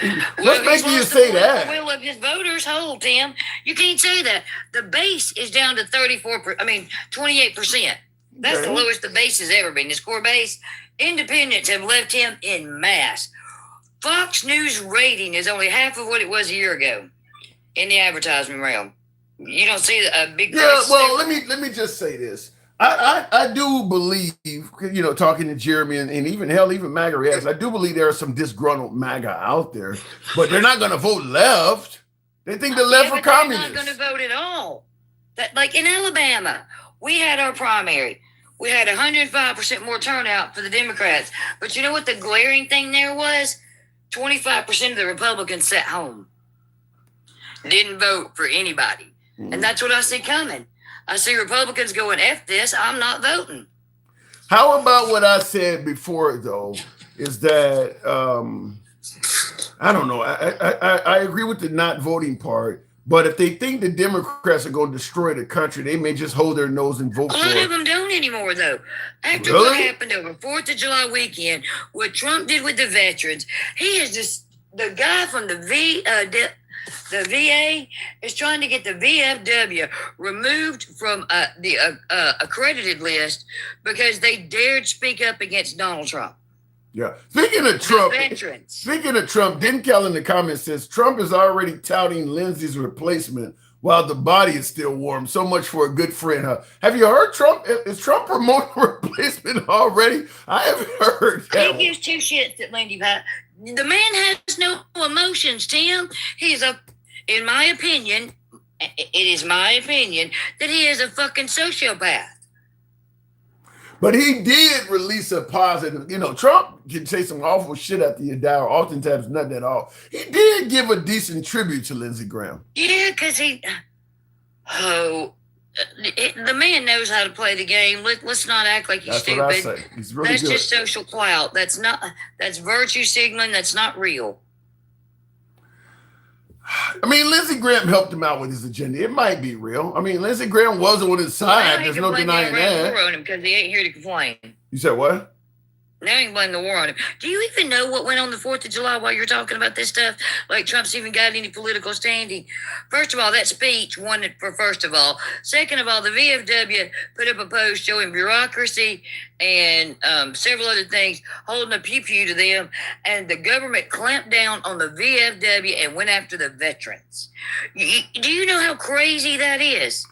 Look, I said the same thing about him lying about why he flew the old Air Force One, and the media broke the story that no, it's a security issue because the Iranians are threatening to kill him, and now he's fucking with the media that broke the story. I mean, this is what he does, though. This is what he does. He doesn't care. Somebody in the church at least said it. He asked about Charlie Kirk and immediately switched to the ballroom. He don't care. But MAGA doesn't either. I mean, obviously MAGA doesn't either. But I mean, back to the political clout of his party. The political will of his party ain't there. Like a lot of them are turning on him. That 28% core base will not get him elected, and it won't get other Republicans elected. They need the independents, and 75% of independents already told him to F off. Here's why I have a pushback for what you're saying. For the most part, the candidates he is endorsing are still doing well, at least in the primaries. I get what the political will towards him. Yeah, but he's not running again. Wait. Those candidates started primarying before this war turned ugly. And now we have no way out. Like, there's nobody in the world is saying we won. Matter of fact, do you realize all his pundits have just about left? Sean Ryan, Megyn Kelly's talking trash about him. Tucker Carlson, I can go on. All the comedians left him except Jim Brewer. He's got one comedian left. Like, the political will of his party is leaving.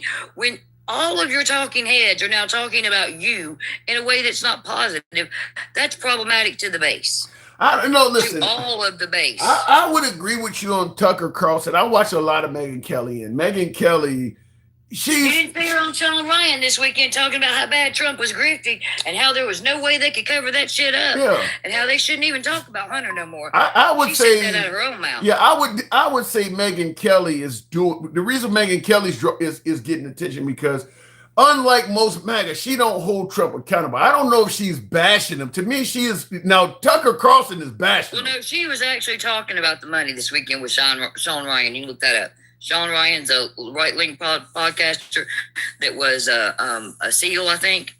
I know he's got a real heavy military background, and he totally has turned on Trump, and she was in an interview with him, and he would not let her say anything positive about this shit at all. So you're saying that you believe Trump's endorsement of Senate and congressional candidates is not really beneficial to them anymore?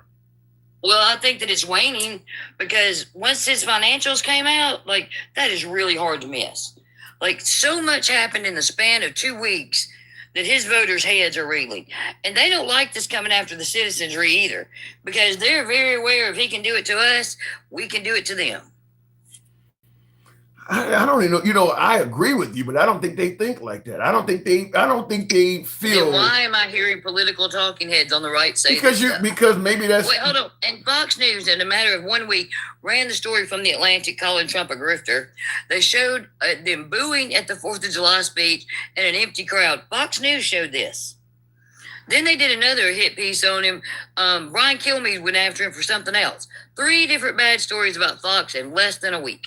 When has that happened in modern? That's what I'm saying. It's a difference between hating Trump versus holding him accountable. Like the Democrats hold, like MS Now and CNN, they favor the left, but they also hold them accountable. The reason why Fox News seems so unusual what they're doing is because they've been making up excuses even when he does something bad. So now when they point out, well, that didn't look that good anymore, it looks like they're hating the guy. No, it's just that they're getting closer to reality. No. You put that word in there. I didn't say that. I said that Fox News ran 3 hit pieces on him in less than a week. Right. So and their news share is down 50% in the demographic which they need the most, 18 to 55. You know whose shares are up? Ooh. CNN and MSNBC. Their shares went up this year, and Trump's shares went down. Fox's shares went down. Tell me how that's the will of his base hanging out. Just let me know. Well, the problem, I agree with you because you got Megyn. You mentioned Megyn Kelly, her and Bill O'Reilly. I got clips of both of them saying that Fox News is nothing but a Trump party. I mean, a Trump network. They both them, and those are 2 juggernauts, former juggernauts of Fox News, Megyn Kelly and Bill O'Reilly, and they've both admitted that. For the most part, this network just says pro-Trump shit. So they're kind of calling Fox News what they used to call MSNBC when they were. Hold on. They're kind of calling Fox News what they used to call CNN and MSNBC when they worked at Fox News. They're admitting now that this network, even though they knew it then too, it wasn't fair and balanced. But yeah, you're right. They're calling it out. And Jessica Tarlock, she has been making that point so strong on the 5. Like, she makes them look like morons on the daily. Yeah. And I think, some of her words are starting to ring true to them too. I do not think the Republican Party, if you'd asked me in January, this would be a different conversation. Because in January, they had 74% of the will of the people of their side. 74. Now it's 28.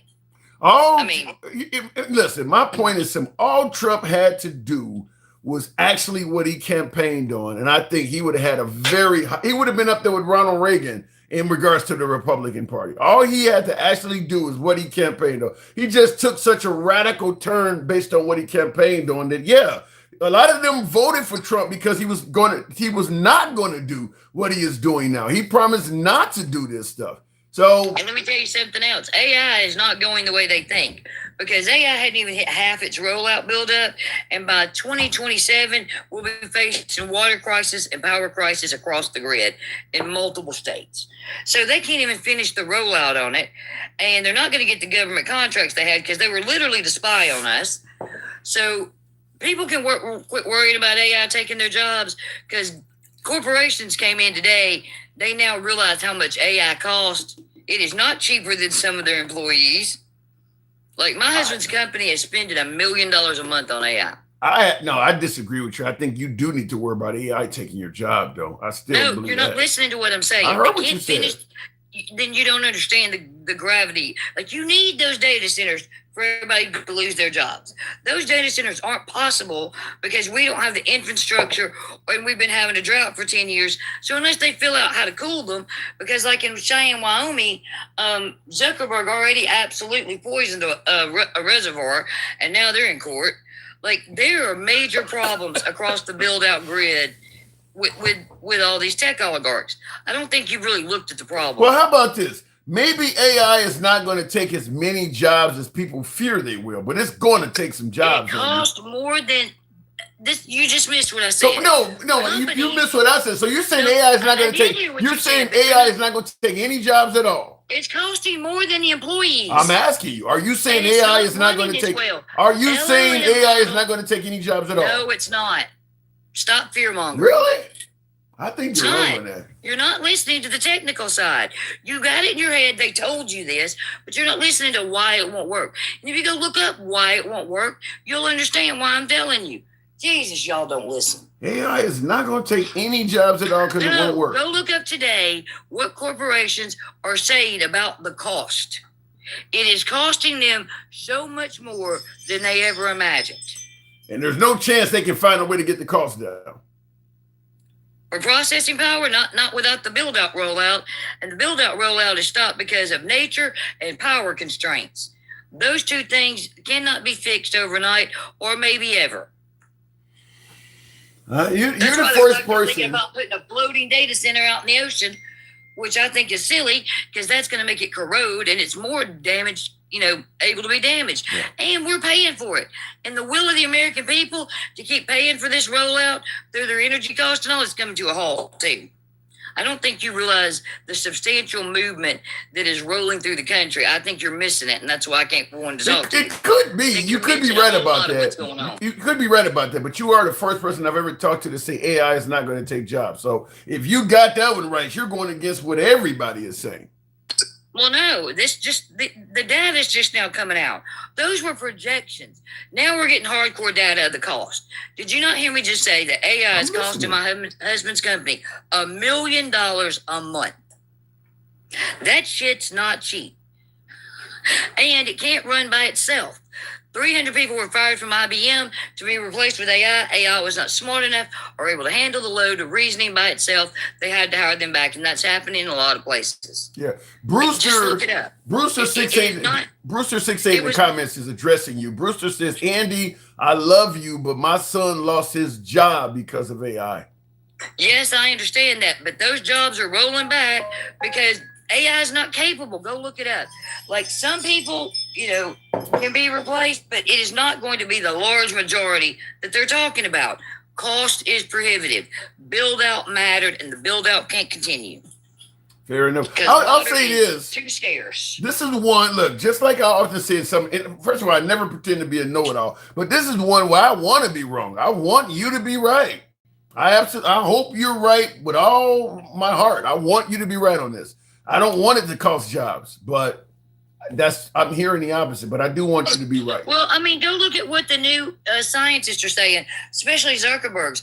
They thought large language models would become super intelligence. They expected it to turn into AGI. Now what they're saying about AI is it's not going to be a super intelligence with the LLM models. And the only way they can make it super intelligent is if they put it in a physical robotic body so it can learn. You know what the cost for physical robotic bodies will be to train AIs on top of the data centers? Yeah, I get your point about cost. The cost is like right now with the economy where it is and people hurting the way they are and energy costs going up. I just do not see this continuing as a major build because we cannot have the AI data centers requirements alone, by 2027, they already consume more power than small countries. Yeah, that I'm hearing about. Like I said, I want you to be right. I got to move it on, but I want you to be right. I want to be completely wrong. Thank you, Miss Mo Better. You tell them they don't have the infrastructure. All right, I want to be wrong. Thank you, Andy. Appreciate it. All right, tap the screen. Look, man, I would give change for her to be right and for me to be wrong on that. Hopefully, what the analysts are saying is wrong, and she's getting that one right. AI isn't the same as machine learning, says Debo. Well, the water supply and the processing power and all this other stuff, I have heard what she is saying in regards to that part. But just like with any other technology improves over time. So the amount of water they need for cooling and processing power and things like that, is that something that is frozen in today's technology? Or will they find ways going forward to have higher speed processors and things like that that don't need as much cooling, or you can put more, more shit in one microprocessor. So you don't need 10 microprocessors, just one, and it's easier to cool 1 than 10. That's what I'm saying. Because, I mean, just think about some of the things we've seen in our lifespans. I mean, you take apart, think about, we all grew up on Nintendo or Atari. Think about some of those games. Think about, you had your game collection. You had a bunch of cartridges. You had the console and all of that stuff. They can now give you the entire Nintendo library with all the games and everything in the size of your phone. They've narrowed all that stuff down to the point where it's the size of your phone now. Everything that Nintendo made, every single cartridge, every single game they made, all of that stuff. And with memory, so you could pick up where you left off in the game. Remember, Nintendo didn't have any memory on it at all. Most of those games, I think maybe Zelda, most of those games had no memory. So once you took it out, you were done. So just thinking about how vast the advancement is, and not to mention, now they can give you a phone where the games have much higher processing power, much better graphics, all that. I mean, so I get where we are with AI right now, but AI is extremely new. It's extremely new technology. The problems that she is saying that exist, I'm just simply questioning, are those problems insurmountable? The infrastructure, the water demands, all that, are those things insurmountable? Or can they be fixed going forward? In the comments, what did you say, Andy? And apparently you're not doing your homework. Look, I'm not into AI. I'll agree with you on that. AI is going to take over all the logistics operations of all businesses. So those who are in charge of logistics will be out of a job, says that. I'll give you an example. AI, if you watch my tiny corner of social media, I'll give you a personal example. Tap the screen, get us up to 40,000. I'll take the next caller. Help you guy with the head. Certainly the TikTok caps. Help your boy out with the TikTok cap goals, if you will. My tiny corner of social media, I only got a few folks that watch, but I'll tell you, even in my tiny corner of social media, if you watch my shorts that feature many of our clips from here, and me speaking, on whatever topic, me having the conversation with, all of that's done by AI. Once my show is done, I got a setup. I feed my whole 2 to 4 hour live stream through, and it can chop up a conversation that I've had, like my conversation with Andy. It could chop that up into a 2 or 3 minute segment, label what we're talking about and all of that, and print the words that are being said so anybody who watches going back and forth know. All of that's done by AI. I don't have to do any of that. If I'm a bigger program, a bigger podcaster like Rogan or Bill Maher or somebody, they're hiring editors to do that. They're hiring an editor to sit there and watch a 3 hour, podcast, or however long the podcast is, cut and paste from the beginning to the end of that conversation, put the graphics and stuff on screen, and then make it into a short. AI does that for me now for nothing. It'll make plenty. Once this live is done, I get about 100 shorts that I can go through and decide, well, shit, I love what Dencal said. He fucked me up on that. I think the audience will like that. Or I like how Gangsta Grandma, said some good shit against what, I said on Jasmine Crockett. I think the people will, and I can pick them out. No editor or anything. So AI, yeah, I do believe AI is going to cost some jobs, guaranteed. Tap the screen, get the likes up to 40,000. We'll take the next caller. AI only repeats what humans have already done. I don't know. I think AI is capable of learning. Like Andy said, my last caller said, I have not done my homework completely on this, but from what I've heard, AI is capable of learning and evolving. It ain't just I'll give you another interesting example. They have these adult friend apps you can get where you can download an app and they'll give you a make-believe friend that you're talking to. That make-believe friend that you're talking to asks you a few questions, and as time goes on, you guys are texting each other back and forth, and that make-believe friend starts learning stuff about you and starts having conversations with you about what you like. I mean, it learns. AI actually can learn. So I think some of you folks maybe don't know all about AI as well as I am. Maybe I'm not the only one that didn't do the homework. Thank you, Justin, friend of the program. I wanted to certainly acknowledge that support.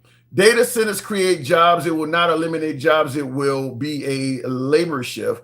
But here's the thing. Are we at 40,000? Tap the screen. We'll take the next call at 40,000. Here's the thing, though.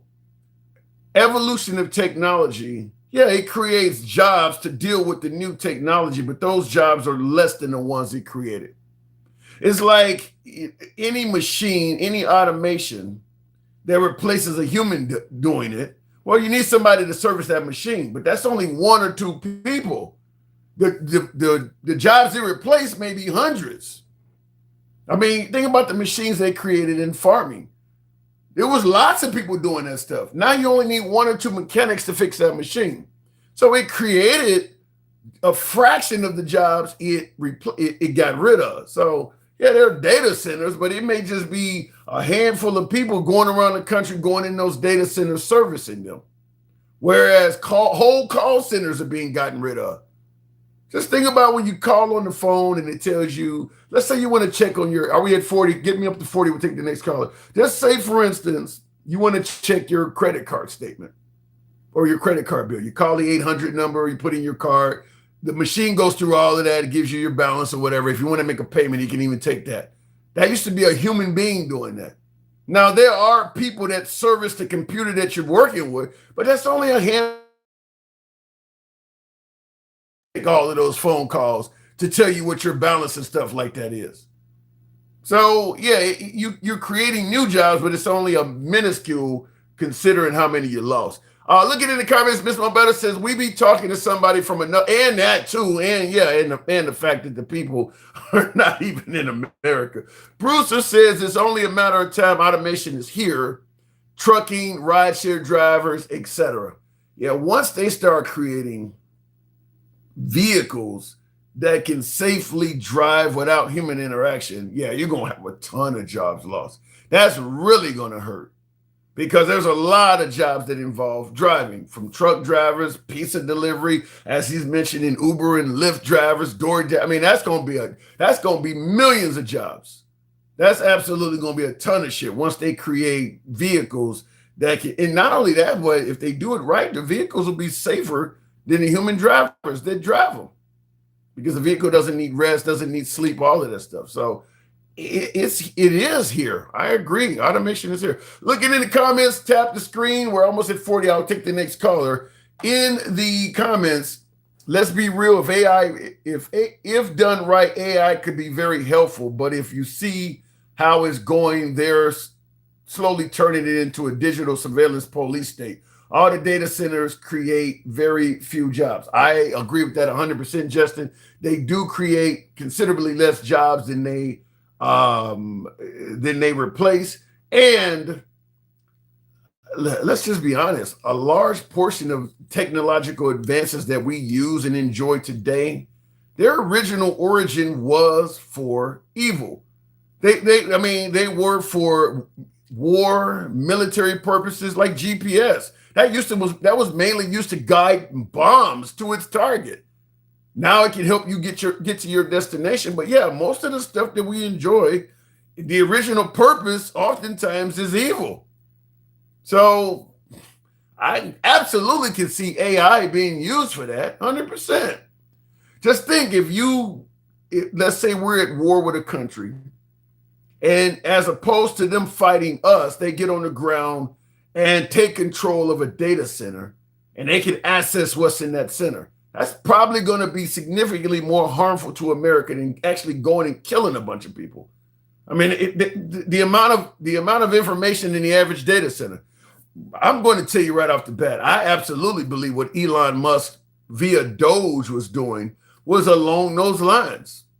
I believe what they were doing at Doge was along those lines. I don't think that stuff was beneficial to America, letting him and his tech bros go in there and obtain all that data. You know, it was beneficial to him in his businesses for sure. For sure, what he did made him a ton of money, but I believe it also was detrimental to our privacy and our safety as citizens. Going back to the box, we'll make it happen with Gen X.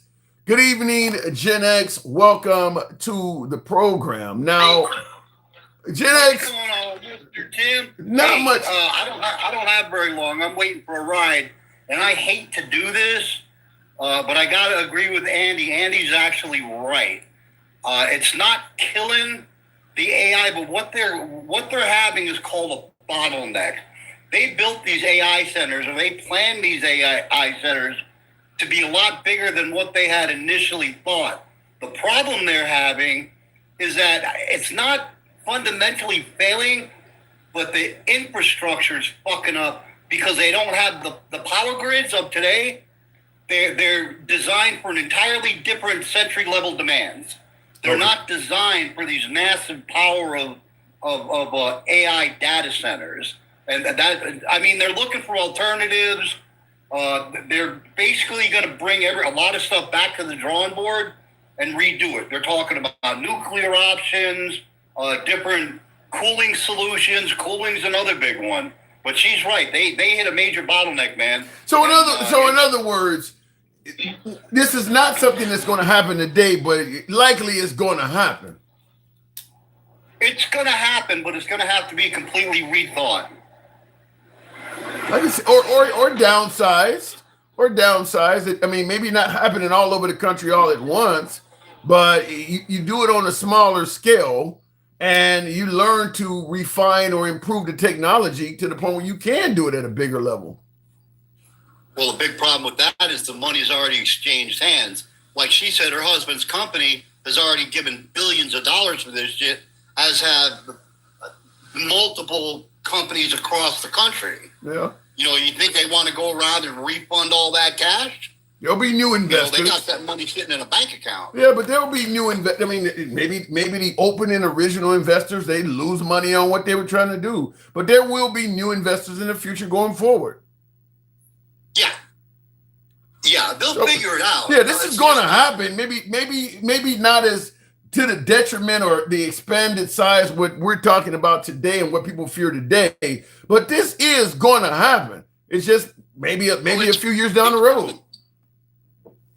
It's coming, but it's not going to happen overnight.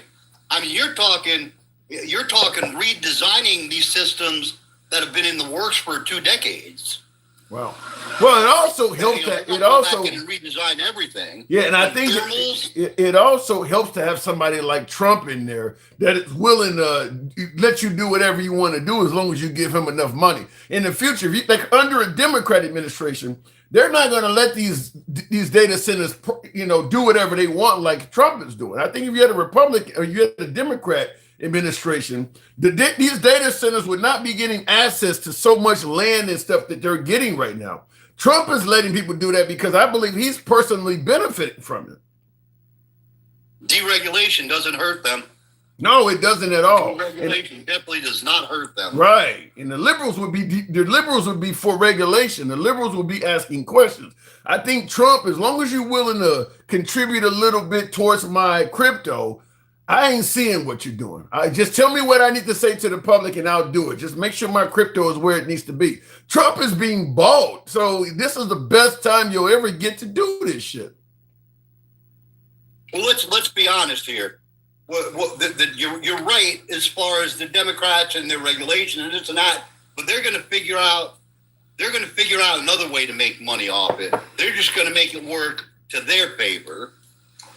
That's the only difference. I mean, that is possible. I'm not going to disagree with you on that. But the idea that we got a president that's being bought is frightening to me. Now, you voted for Trump.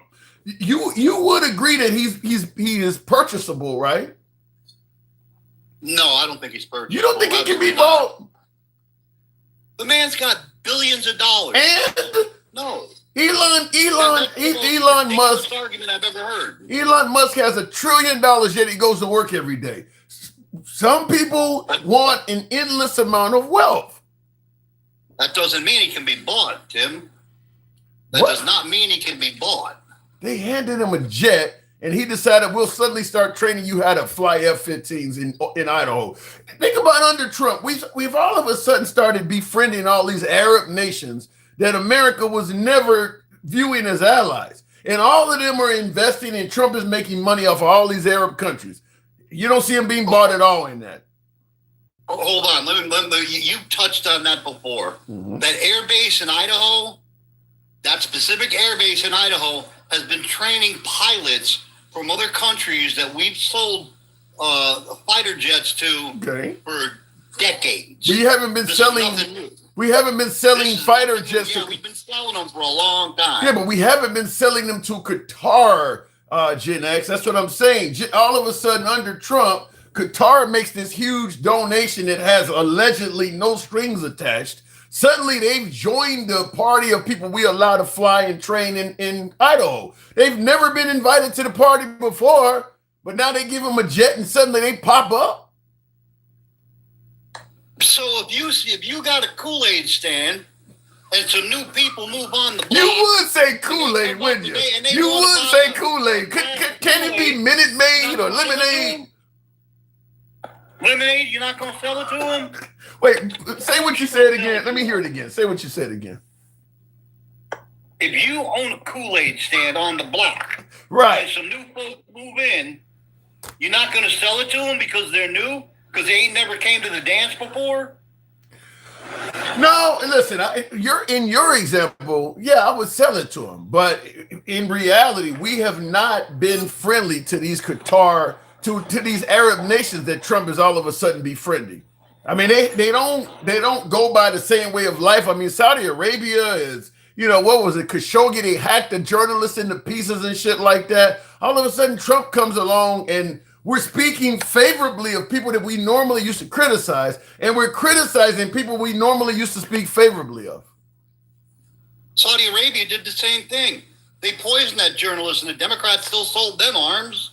What's the difference? What did the Democrats sell to Saudis? They sell them all their fucking arms, man. Their fucking fighter jets and their guns and their fucking tanks and everything. I'm not aware of that. Where do you think the Saudis get their shit? Trump is the one they're getting their shit from. I'm not aware of Biden going and meeting with the Saudis and making deals. That's Trump that's always on TV with them. They've been selling shit to the Middle East for going back a long time. This ain't nothing new, bro. I don't think that's nothing new. It's a difference between the Middle East as a continent as opposed to the individual countries we're discussing. America under the Democrats has not been friends with the Saudis or with folks in Qatar like they have under Trump. That's unique to Trump. In fact, Bush has not even done that stuff. I think you're trying to throw the Democrats in something that they're not part of. Even the Republicans are not part of. Trump is making these relationships with these countries on his own, and in every case, he seems to be greatly benefiting financially from it. Bro, both sides of the aisle. This ain't both sides, Gen X. No, but you're trying to make it sound like it's just Trump. Trump. It is Trump. The shit. They've been doing it for decades. No. What happened to draining the swamp? Now it's all of a sudden they've been doing it for decades. What happened to draining the swamp? What does that have to do with the conversation? See, again, you're trying to deflect and move the goalpost. No, I'm not. Talk about something else. We were told this doing it for decades shit was coming to an end because all that stuff was corrupt. And if you vote for Trump, all of that status quo of corruption and swamp type stuff was going to go away. Now that he's doing the same thing, well, they've always been doing that.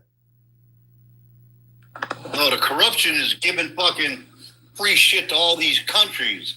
A fucking tranny show in Colombia and fucking Iraqi Sesame Street. That was the corruption they was talking about.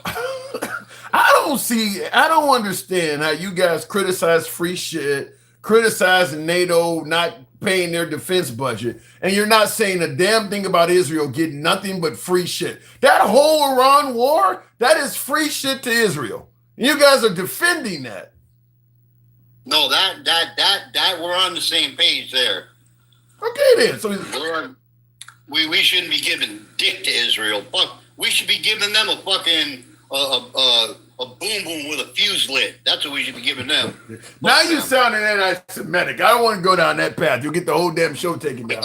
But the point I'm making is you guys are totally okay with free shit if it just goes to the people you want. Like Trump as president, he's getting an incredible amount of free shit.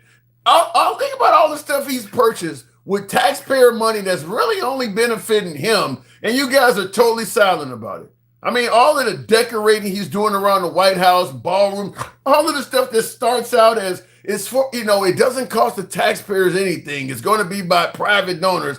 And then it later costs the taxpayers. We didn't need a military parade on his birthday. We didn't need a UFC fight on his birthday. We don't need coins with his face on them and passports with his face on it. All that's just gifts to him at the taxpayer's expense. You're okay with all that free shit?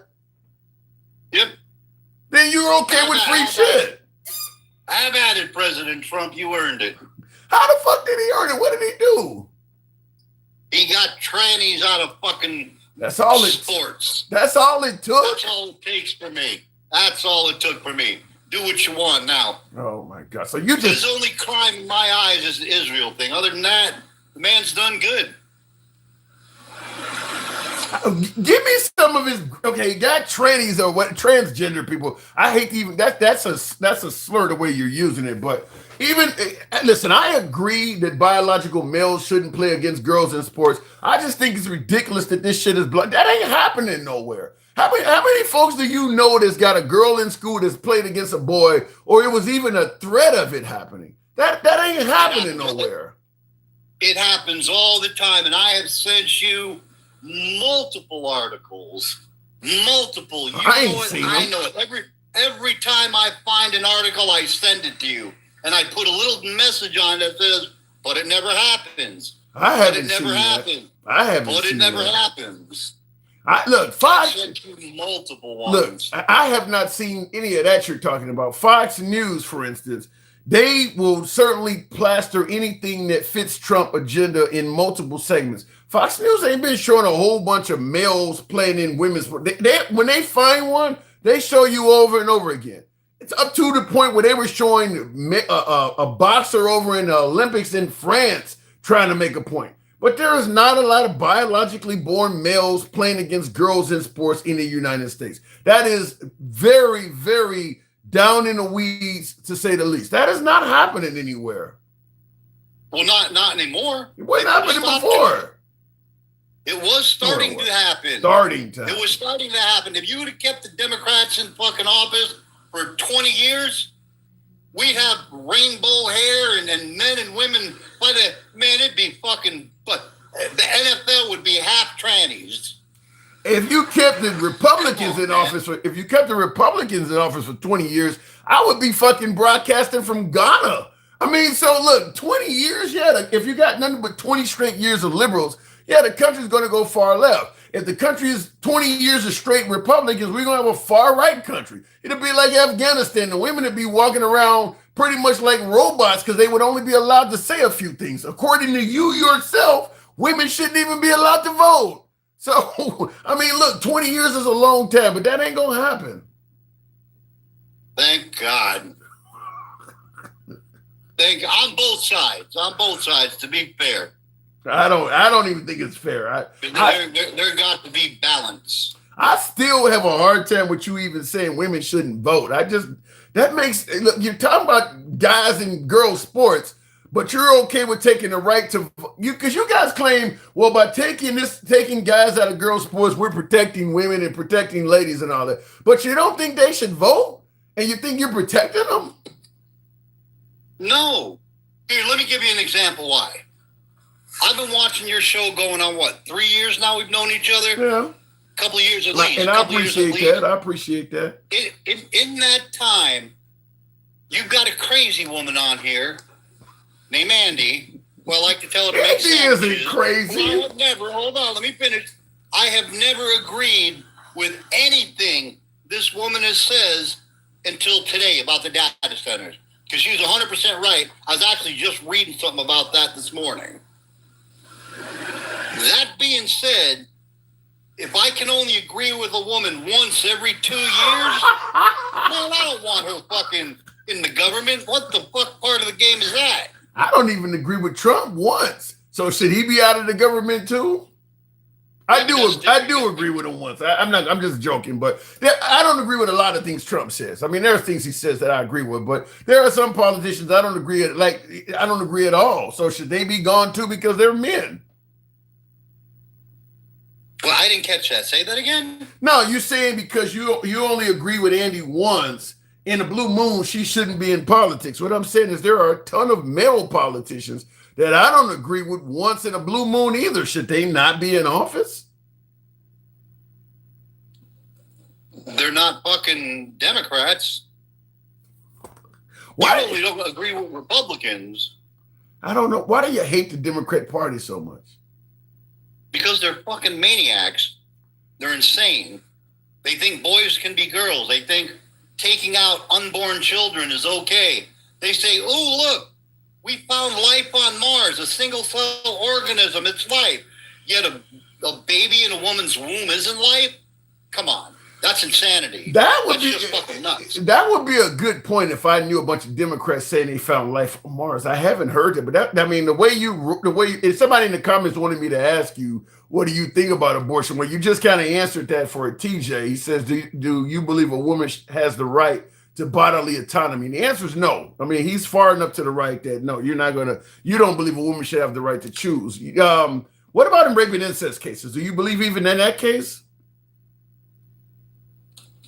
I'm on the fence on that, Tim. So if she is sexually assaulted and forcibly impregnated, you're on the fence on whether or not she should be able to do anything. I'm on the fence on that, and I'll tell you why. Because I have 2 daughters. And if somebody did that to my little girls, I wouldn't want somebody else making that decision for them in that instance. Now, if my little girls went out and they had consensual, and then after the fact, no, I'm not okay with that. But a forced, in the case of rape or something like that,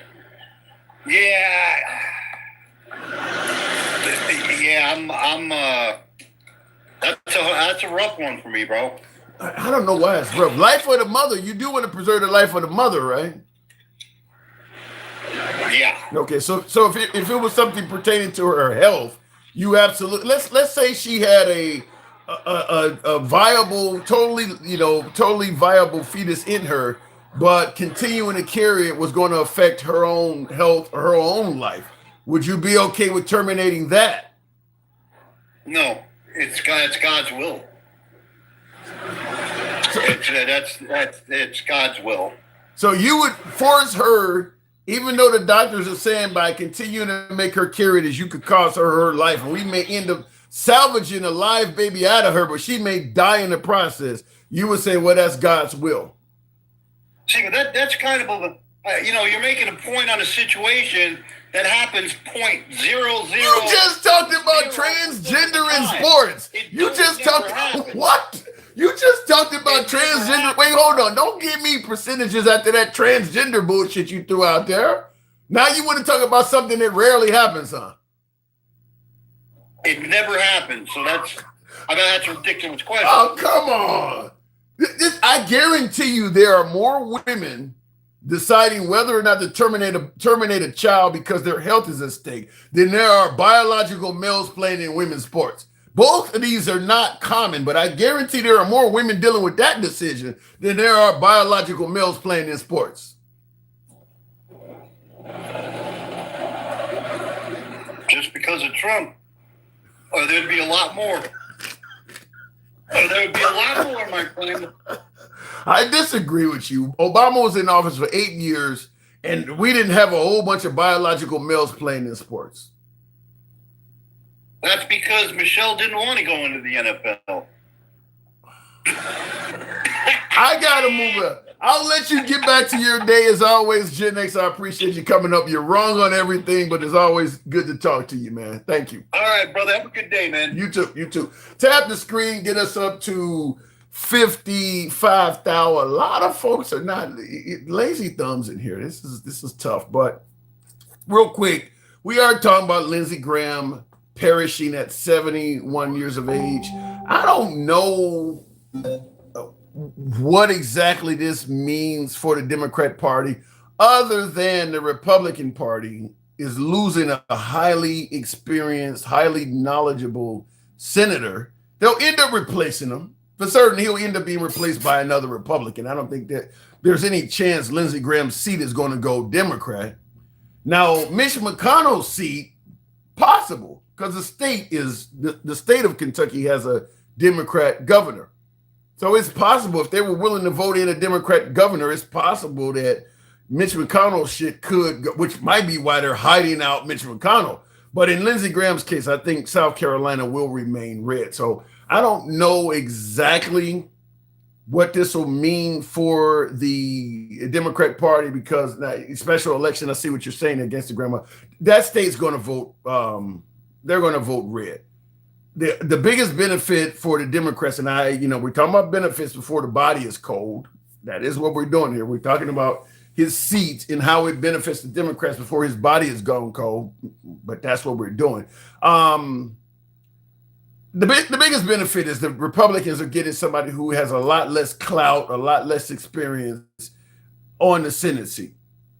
So, and I mean, Lindsey Graham is also a war hawk and favors Israel like none other. So you're getting rid of all of that. I don't know what Trump will end up replacing him with, but it's going to be replaced by Trump. I know me and Andy talked earlier, and she said Trump's, his support and all that's on a decline and things like that. Yes, in independent circles, but I believe that Trump still has a lot of say in who they put in place of Lindsey Graham. If Trump tells the governor of Colorado or not Colorado, South Carolina, governor of South Carolina, or if he has a special election, whatever they do to replace Lindsey Graham, if Trump is strongly promoting a candidate in that state, I think that candidate has a really good chance of being a replacement for Lindsey Graham. So regardless of the fact that Trump's support and poll numbers are going down, I still think he has a lot of say and swing in Republican strongholds. South Carolina is a Republican stronghold. Tap the screen, get us up to 55. We'll take the next caller. In the comments, he died suddenly. Obviously, he took a vaccine trying to spit in the face of God and live forever. Damn. Where's all that coming from? I mean, he's 71. Sometimes people do die suddenly. That ain't nothing about a vaccine or whatever you're going with that comment, Giganta, whatever your name is. Took a vaccine. If I'm going to go with a conspiracy, I'm going to go with the fact that Lindsey Graham was just overseas in war zones and he comes back dead.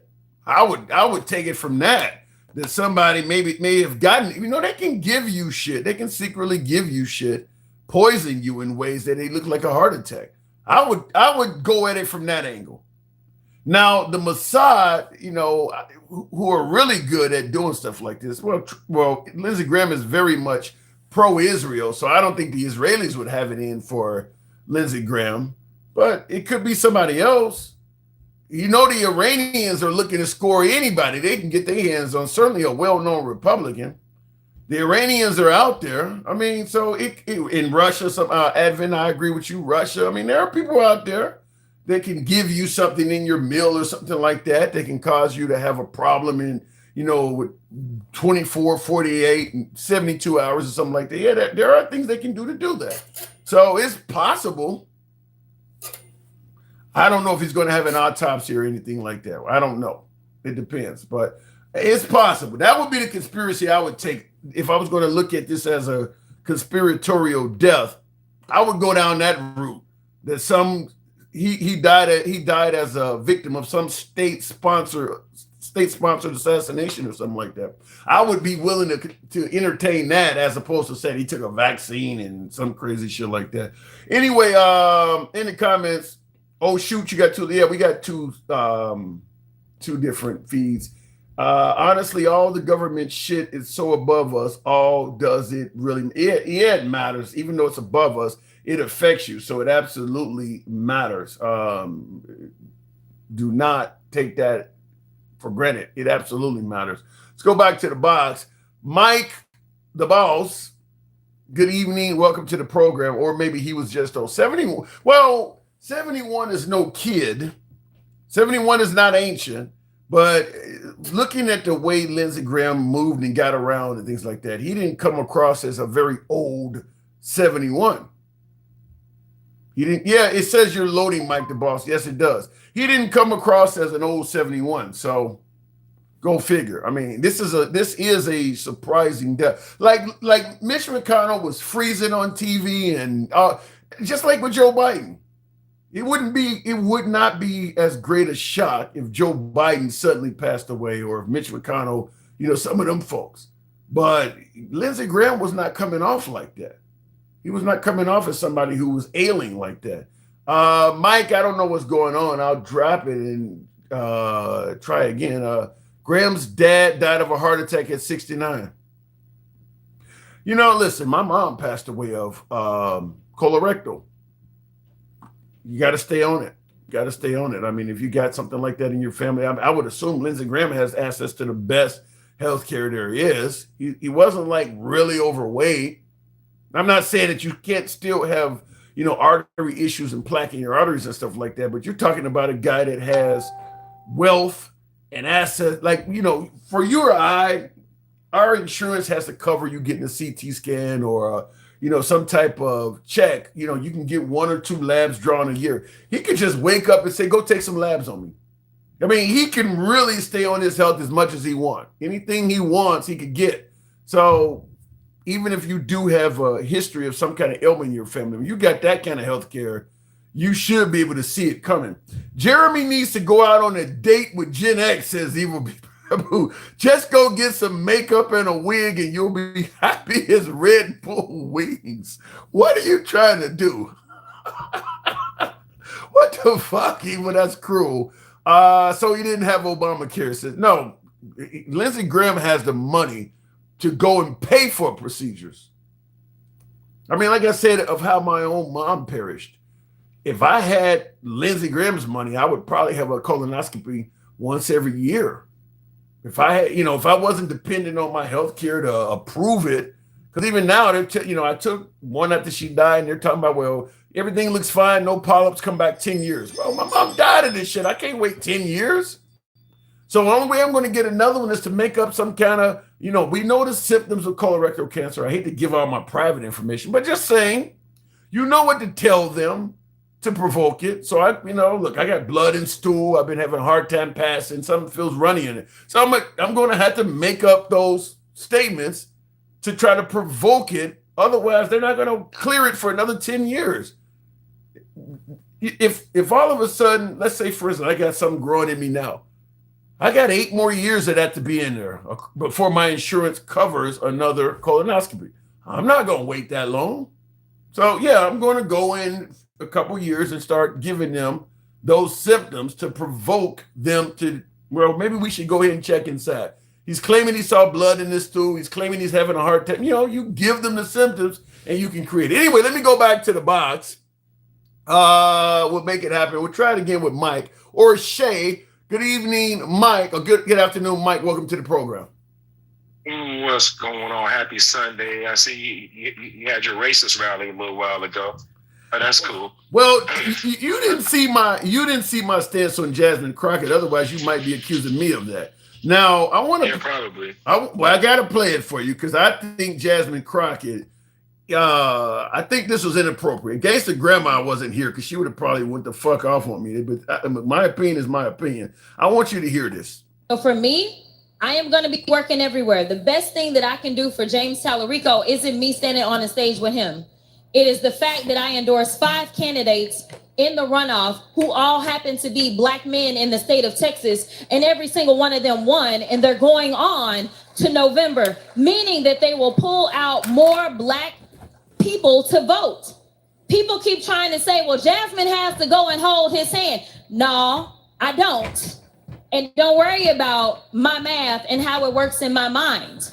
Because the reality is that if you can give people more than one thing to vote for, then you have a better chance of getting them out to the polls.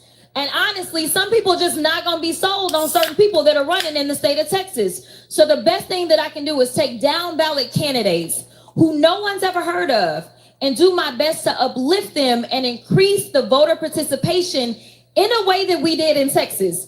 You see, a lot of haters got a lot of things to say about me and my race and how I ran it, but the reality is that there was a lot of racist, not a lot, it was racist. It was a racist race. It is what it is, right? But we live in America, as y'all are celebrating 250, okay? Okay, I'm vehemently against what she did here. For a few reasons. First of all, she promised that even if she lost to Tallarico, she would still endorse him and all of it. And now you hear her talking about, well, I don't need to hold his hand. She ain't gonna do nothing to endorse him. To me, she comes across as a sore loser here. And instead, she's throwing all this race stuff out in a state like Texas. I really believe what she is doing is part of why she lost, I guess I would say. Yeah, she's speaking at the Global Black Economic Forum. Okay. And? So, number one. Number two, she didn't say she wouldn't endorse him. She said, I don't need to be standing on stage side by side holding his hand. That's what she said. Well, if you're not going to stand, because look, what I've been saying to all my guests, if Tallarico had lost and he gave a statement like that, I think the Democrats would be calling, the African-American Democrats would be calling him racist. If all of a sudden he got up there and was talking about, I'm working on somebody else, I don't need to hold her hand, I don't need to be on stage with her, all of a sudden looking like he's not going to do anything to support her or anything to endorse her, I think we would be all over that, giving them all kinds of names. I mean, why the hell can't you go to a few meetings and promote this guy? I mean, we need the seat more than we need the racial talk right now. Well, first of all, Tim, she has endorsed him. That's number one. She has officially endorsed him. She said it before. But she's also saying what she just said. Can both things be true? It can if she's doing that. What the hell you mean you don't have to hold his hand? What kind of shit is that? Well, because what she so let me see if I can kind of translate what she's saying. I thought it was pretty clear, but let me see if I can translate. She's saying, don't expect me to be showing up at all of his rallies, holding his hand. You know how they lift hands together. She said, where I could be doing more work in the community, getting more black people to the polls. What's wrong with that? The reality was there is racism in Texas. There was racism in the voting in Texas. It was clear. I don't disagree. I don't disagree. Why did she say that was wrong? Well, first of all, to start at the beginning of your statement where you said where she gave this speech and she's giving it in front of an all African American audience. I get that, but what I'm saying is this speech is heard by people outside of that. That's just like Trump and Charlie Kirk sitting at a Turning Point USA event. Well, we're only talking. No, everybody can see this. If you're talking about Project 2025 at a Turning Point USA, but everybody's going to see this. So it don't matter where you're at when you're saying it. Everybody is going to see this. So speak as if everybody is going to eventually hear you because they are. And I think she knows they're going to hear her. But when did she say that? Listen, if people were offended by what she said, then you're not paying attention to what's happening in Texas. No, the racism in Texas is being clear. I'm not arguing with the fact that racism exists in Texas. The point I'm making. She endorsed him. She endorsed him. And back in March, she endorsed him. I'm going to say what I said before. I don't like throwing up I don't like pulling the race card before you're inside the house. I'm not disagreeing with Jasmine Crockett, I'm disagreeing with the method of operation. Before you were here, I use the example if I'm trying to get a job in HR for a company that I feel like is discriminatory and racist. I don't say that you guys are discriminatory and racist in the interview. I make it sound like I just want to get the job and I'm qualified. And then when I get in there, I start doing things to change those policies. I think what she is doing as somebody who's on the outside guarantees in the future, if she runs again, she'll never get on the inside. Someone is at the front door. Well, I hope that's not Gen X at your front door. No, it's not. But let me say this, Tim. I disagree with you. I disagree that the problem with all of this is somehow, some way, there's a specific way that we have to message all the time, no matter what, or else. I don't think it pertains to us, but I get your point. You know, having the two different voices, the customer service voice versus the voice you use in the hood. I get your point, but I don't think this applies to just us, because I think I mentioned President Trump. I think President Trump did exactly what I'm saying Jasmine Crockett should have did. President Trump ran a campaign without telling you what he viewed America in a certain way, replacement theory and all this other shit. He didn't campaign on that, though. He campaigned in a manner that got him a lot of minorities and immigrant and Hispanic votes and shit. If he had came out and said how he was really feeling, like Jasmine Crockett just did, I don't think he would have won either. I don't know why you feel that way, because a lot of people knew exactly what the fuck he meant. No. Just like Gen X. No, that's not true. He lied. He lied. We all know he wanted to do Project 2025. He lied and said he didn't know nothing about it. He didn't know. He did not tell you how he felt. No. Here's what I'm saying. The people that voted for him knew that Project 20. They knew he was lying when he said it. They knew that. They didn't know all the stuff he was lying about. Tim, you think they believed that Trump was going to get in there and start attacking country after country after country? Yes, I think a lot of people knew, because they don't give a fuck, Tim. Here's the thing. You have more faith in these people than I do. Listen, you just do. And again, every time you do, every 3 to 4 months, you hold your head in your head and you go, I don't want to believe this is happening. This is sad. This is terrible. This is depressing. Every 3 or 4 months, you go through that part where the reality slaps you in the face. I don't buy that. Yes, you do. I don't buy Yes, you do. You do it every single. Matter of fact, watch this. Back to Lindsey Graham. Do you think, because their messaging was a brief and sudden illness? Yes. Do you believe that? Now, they reported a brief and sudden illness, and then they report a cardiac arrest. Well, which one is it? Now, he did just come back from Ukraine, didn't he? On Friday, right? Just got back. Right. Yeah. Right. And there is an open warrant out for, Russia has a warrant out for his arrest. You know that, right? I didn't know that. No, I did not know from back that. in 2023. From back in 2023, they had a warrant out for his arrest. And then Lindsey Graham, if you go out to lgrahamsenate.gov and you see his press release that he released a statement about it, I'm going to read it to you. I will wear the arrest warrant issued by Putin's corrupt and immoral government as a badge of honor. To know that my commitment to Ukraine has drawn the ire of Putin's regime brings me immense joy. I will continue to stand with and for Ukraine's freedom until every Russian soldier is expelled from the Ukrainian territory. Finally, an offer to my Russian friends who want to arrest and try me for calling out the Putin regime as a war criminal. I will submit to jurisdiction of the International Criminal Court if you do. Come and make your best case. See you in The Hague. That's a direct quote from Lindsey Graham. Wow. Right. And briefly before we continue, Evil, that was not gangster grandma at my door. but listen, you know what you're saying is interesting, because Gen X is in the comments. You're opposite, saying that, they poisoned them. And I mentioned that. Hey, they know how to get to your drawers. They know how to get to your doorknob. They don't play when it comes to this shit. They are very, very capable of doing what I'm suggesting could have happened to this man. I just said that before bringing you up here, that if I was going to go down a path of conspiracies, we got a lot of, because of what we're doing, siding with the Ukrainians over the Russians. Obviously, we're involved in a war with Iran and what we've done I mean, we got a lot of this particular administration, even in America, they got a lot of enemies. Anybody siding with Trump, you got more enemies than the average administration. So, yeah, it's possible. I would definitely say that's possible. And you just came back. And you you come back and die. Yeah. And they said, listen to how they said it. A brief illness. A brief and sudden illness. So what are you suggesting that? Let me ask you too. I get what you're saying, but let me ask you, do you think that because Trump said all this nice shit about Lindsey Graham, about to say Lindsay Lohan, all this great shit about Lindsey Graham. Let me ask you Same this person. way. No, it's one is cute. Lindsay Lohan, Lindsey Graham. One is about to come out. At least one is kind of cute. Let me ask you this way.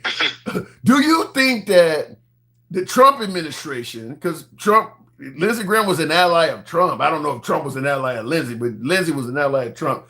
Do you believe that if they believed or they felt that it was a hit on Lindsey Graham, do you think the Trump administration would tell us? Because you're mentioning this short and brief illness, as opposed to maybe they know something. Do you think they would try to cover that up? If our own administration felt that he lost his life due to a hit, do you think they would be honest about it? No, I don't think they'd be honest about it because there's nothing in it for Trump.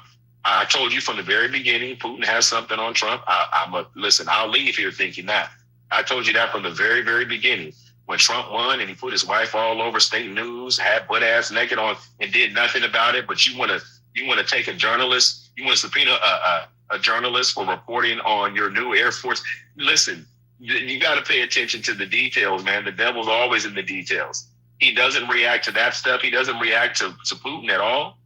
But some of the shit Putin's done, you host him here.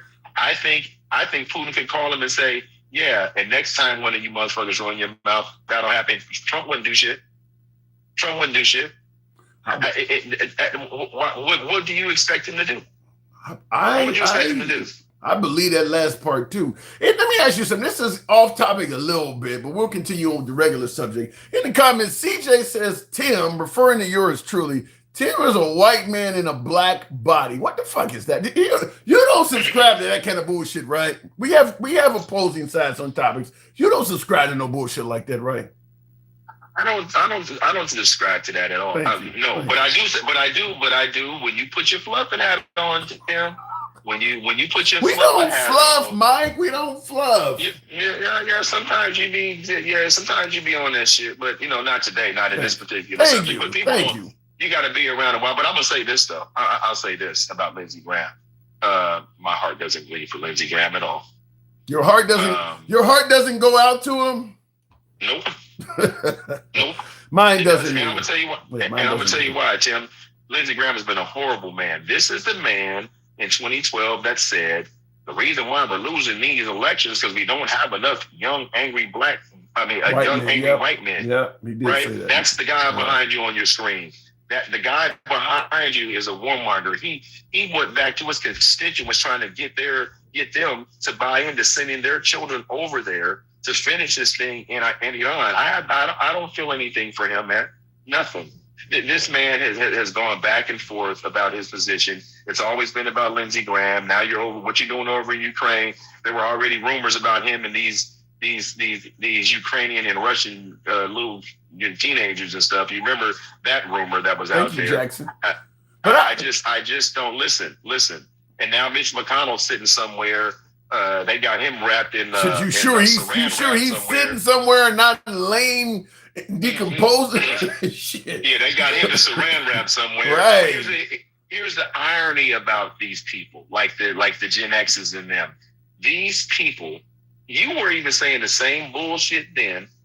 Well, they didn't tell us about Joe Biden's cognitive, his health, and you remember all of that shit. Yeah. And the Democrats lied, and Kamala lied. I've said it. Right? I've said it personally. You're right. And now they're doing it. Yep. But they're cool about nobody knowing what's going on with Mitch McConnell for over 30 days. I can't argue with you. Well, Lindsey Graham said he talked to him for 20 minutes the other day. I don't know if he did it posthumously, but Lindsey Graham said he talked to Mitch McConnell. Yeah, maybe Lindsey Graham was already on the other side. Let me just now finding out. Now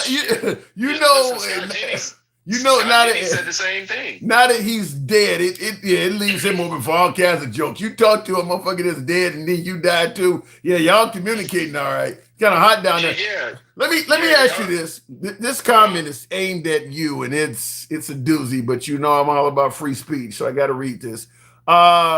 He says, that's why I don't feel, this is coming from Moach Man.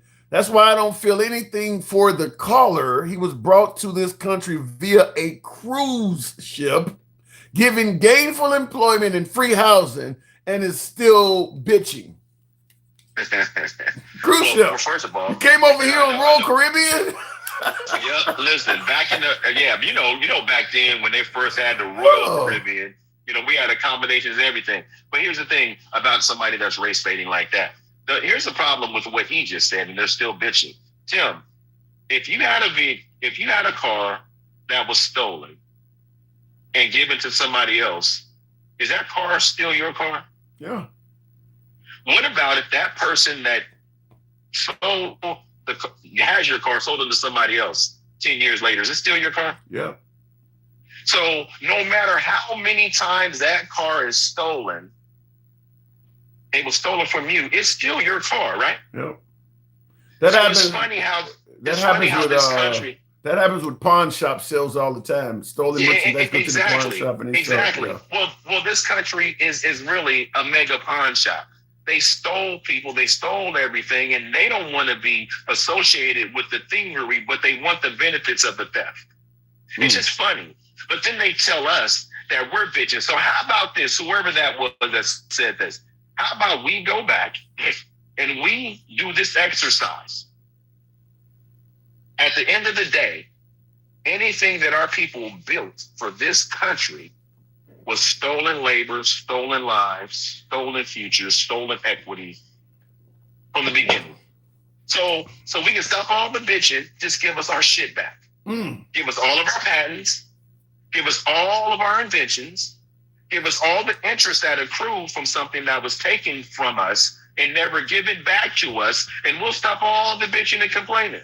That seems equitable. Well, I don't, if we did what you're suggesting, though, I don't know who in this country would not get something other than the original white settlers from England, because I mean the Irish got exploited. I have to bring them up. I mean the Native Americans, we got treated the worst, probably other than Native Americans who got killed off. But I mean we have mistreated almost every immigrant group to come to this country. The Chinese with the railroads, they didn't get treated right. I mean we treated everybody bad.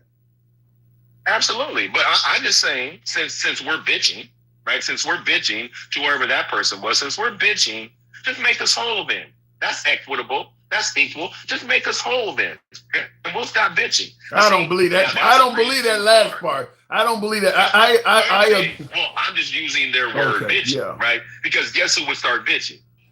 That same person that sent that comment to me couldn't stomach the thought of doing right by the people that you stole everything from to build it. That is true. They wouldn't want to do that. That is right. True. So who's actually bitching? The bitch that sent that. See, they don't want to have these conversations. That's why they're trying to take this out of the history books, so their white children can feel comfortable about the history of this country. They don't want to face that. And thank you, Rod. I don't know why that happens, because to me, the best way to get over the past is just be honest about it, because the stories are going to eventually come out, and that's caused a trickle-down effect that has led to these racial conversations going on way longer than they needed to. Just like in Germany, you know, because of the Allies making them understand what happened, I don't think the conversations are as strong in Germany. But if the Germans had won World War II, they would have done the same thing. They would not have been honest. They would have just said that all of those missing Jews, many of them fled during the war, and, you know, they're refugees. They're happily living in some other country. Did nothing happen to them. They just left. Meanwhile, there's graves and things all over the place. I mean, but in America, we let the folks that were defeated, that being the South, control the narrative. And they haven't been honest about it. So I think if we had just been honest about what happened, we could have been over this stuff generations ago. But Tim, they don't want to, because here's the thing. And for you in the comments, if you want to have the conversation, just have the conversation, but you're scared because the minute you bring, well, Africans sold Africans, we're talking about the Atlantic slave trade and what happened in this country when we talk about chattel slavery. Now, so can we stop at the borders of this country and talk about how white Americans in this country bred black people as livestock for labor from 1776 to 1865 alone? If the uncompensated labor was to be realized today in today's market, it would be over $20 trillion. Over $20 trillion was poured into this country on free labor. And y'all want to have a conversation with us about and see, this is the funny part, Tim. 20 trillion. What is our current deficit right now? Over 30 some odd trillion, 39 trillion? Yeah, but I mean, I hate to take the white man's route, but every country, that's how it just about every country was founded that way, where there's some group of people that got exploited. And I mean, by the current majority, some countries don't even exist. I mean, the Ottoman Empire is not even around anymore. But that's how they got to be where they were. They were mistreating people to get it. Who were the colonizers doing it, Tim? Oh, it's generally white Europeans, but every country they touch across this globe has been colonized and decimated. That is true. It's not even up for debate. That is true. I read I got to move it on. I want to, and I'll talk about this on the other side, but I read a really good or watched a really good video on why whites were allowed to colonize the planet. And it made some really good sense how they were able to go around and successfully do that, even though in many cases they represented the minority in terms of numbers, and they were able to do that. It made really good sense. But Mike, I appreciate you. Thanks for coming through. Can I say this real quick? Yeah, go ahead. Real quick. Mary, I'm not saying all whites, and maybe some of your, I just want to just make sure I put this out there. Some of your family probably did that. I'm not going to say that your history isn't your history. But here's what I will say to you, Mary. Have a conversation within your circle of white family and friends and ask them to name the white abolitionists. I bet you they can't do it, because this country doesn't even care about the white people that fought to free black people. They don't want to talk about it. Yeah, they were. The next person that comes up and questions anything about racism, ask them to name you a white abolitionist, Tim. All right. I bet you they can't do it. I tend to agree with that, but I appreciate you coming through. Thank you. I think later in his life, I think Thomas Jefferson may have been one of them. I think he was. Excuse me, or is it Benjamin Franklin? One of those two actually has writings that they own slaves in the beginning, but I think either Thomas Jefferson or Benjamin Franklin became an abolitionist later toward the end of their life. But he's right. You're not going to hear a lot of that stuff, because at the end of the day, if you were white and you were against slavery, you would have been what amounts to a ninja lover, and you're not going to be put in history. I mean, if you are a Caucasian person and you're fighting on behalf of civil rights for blacks or against any of these movements, you are what they call a ninja lover. There's a whole lot of well-known or white people like you ever see Mississippi Burning with Gene Hackman? Two of those people that were killed were whites. I mean, they were called ninja lovers. They were going to fight for Cal Rittenhouse, modern times. Everybody he took the life of was a white person. You don't hear MAGA. They didn't have any sympathy because those people were on the wrong side of the fight. There's also a guy down in Texas. I think his name is Daniel Perry, because Daniel Penny's the guy that choked the guy out in the subway in New York. But there was a Daniel Perry. One's named Perry, one's named Penny. But he was also a white guy at a BLM rally that ended up being slain by an anti-BLM white guy. And the guy who took the life of this guy was given a 20-some-odd year sentence. And Texas Governor Greg Abbott immediately pardoned him. So yeah, if you're Caucasian but you're fighting on behalf of civil rights, you might as well be one of those minorities yourself. You're going to be a ninja lover. They're not going to like you either.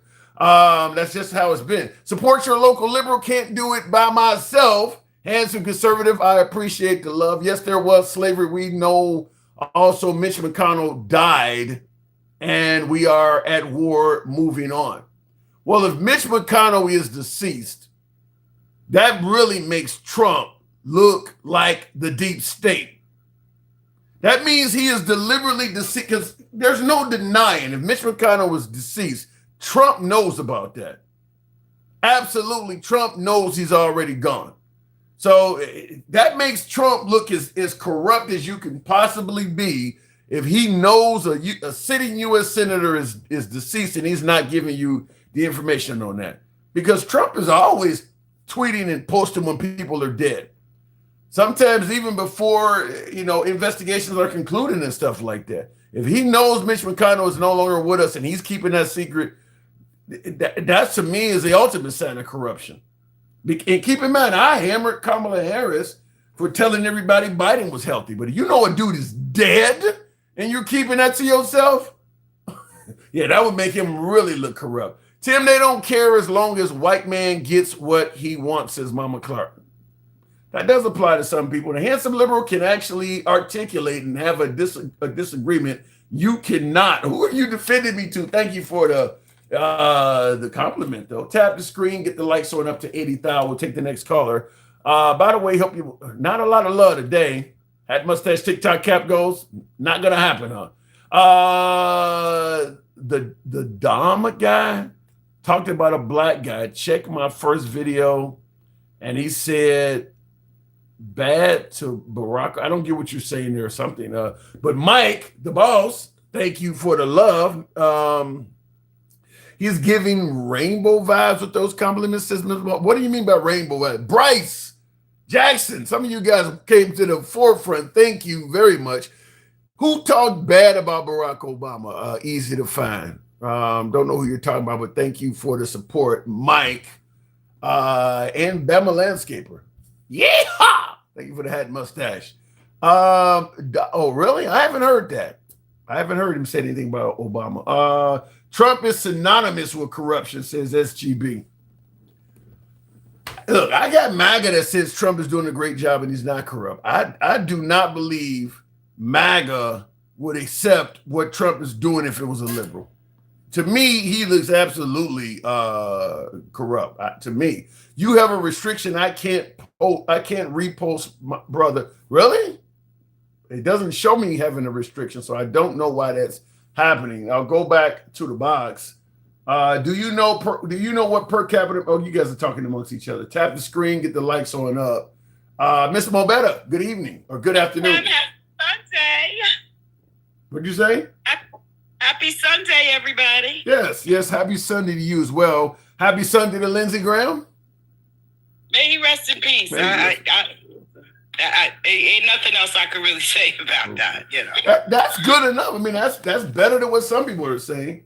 I mean, Hey, listen, it's this is what I've been saying a lot when it comes to how what character, how far your character carry you. Your character will carry you a lot further than your credentials. So what happens is people set their own precedents when they go around talking bad about people and, saying nasty things. And a lot of times they were saying racial things and stuff like that.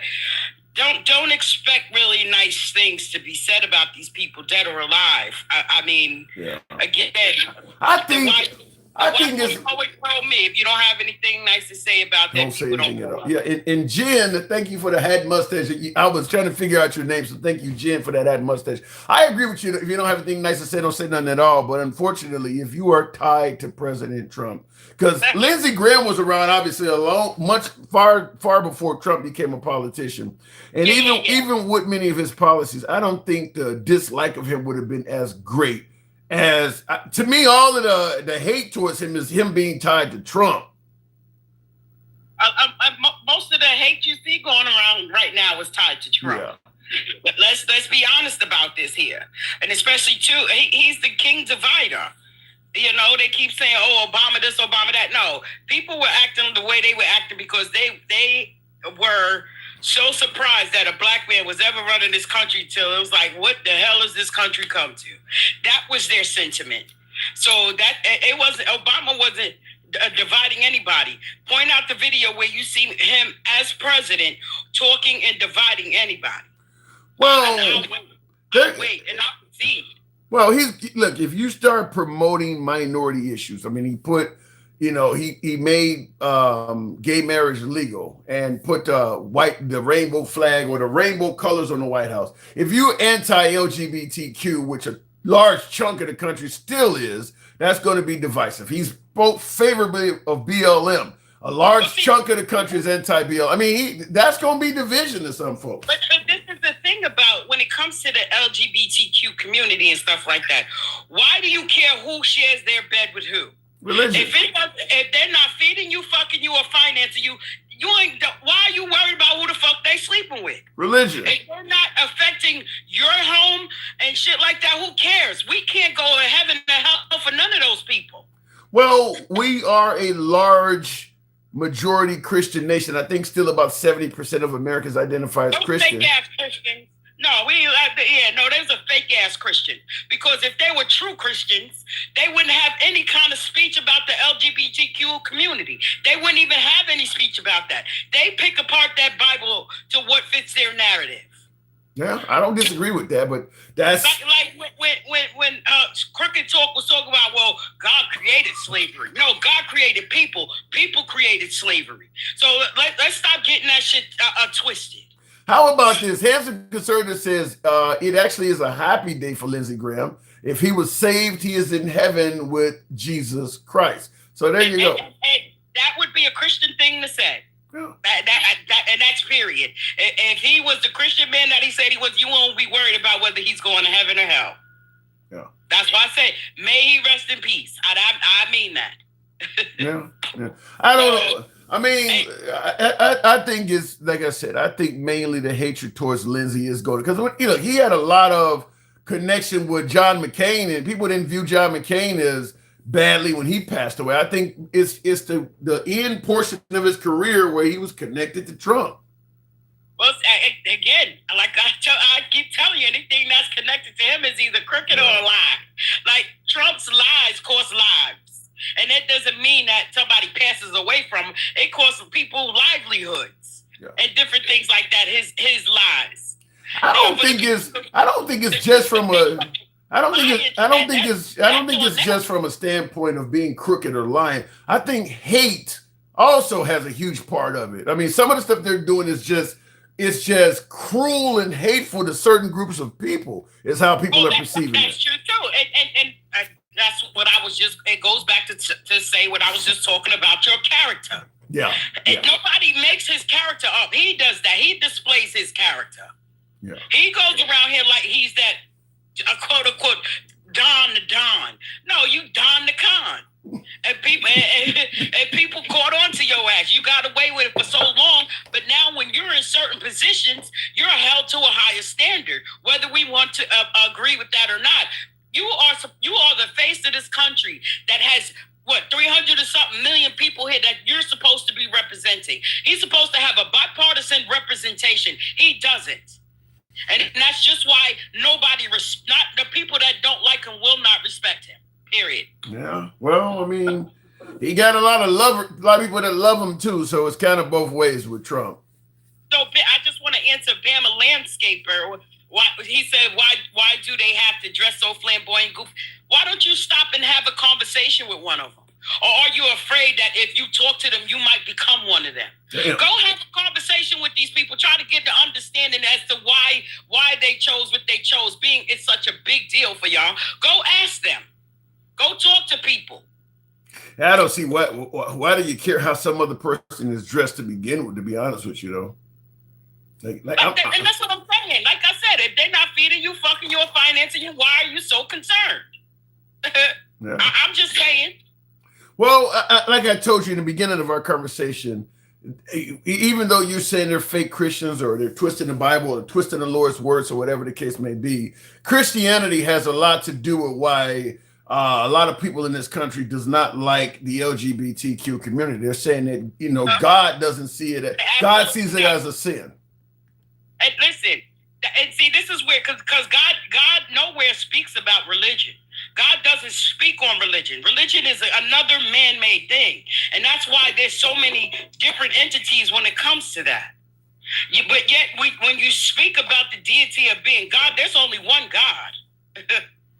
So this is why it's so crazy, it's so corrupt, and that a lot of people has lost their faith in it. Because again, religion is man-made. We know from the story that we've heard about Adam and Eve and how they were deceived by Lucifer himself, that the knowledge of good and evil, that all of this stuff was going to come into play.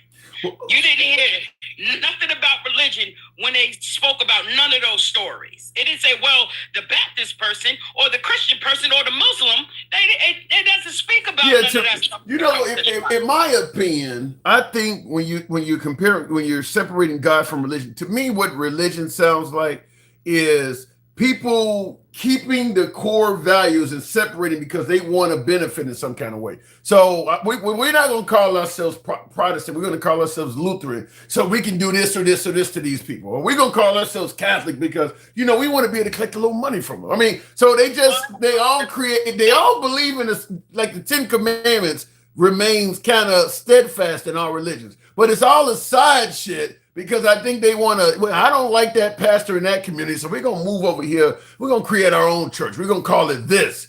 And I think that's kind of what happened. Yep. And that's what it did. And then once you got past the Christianity part, then you start getting into classism.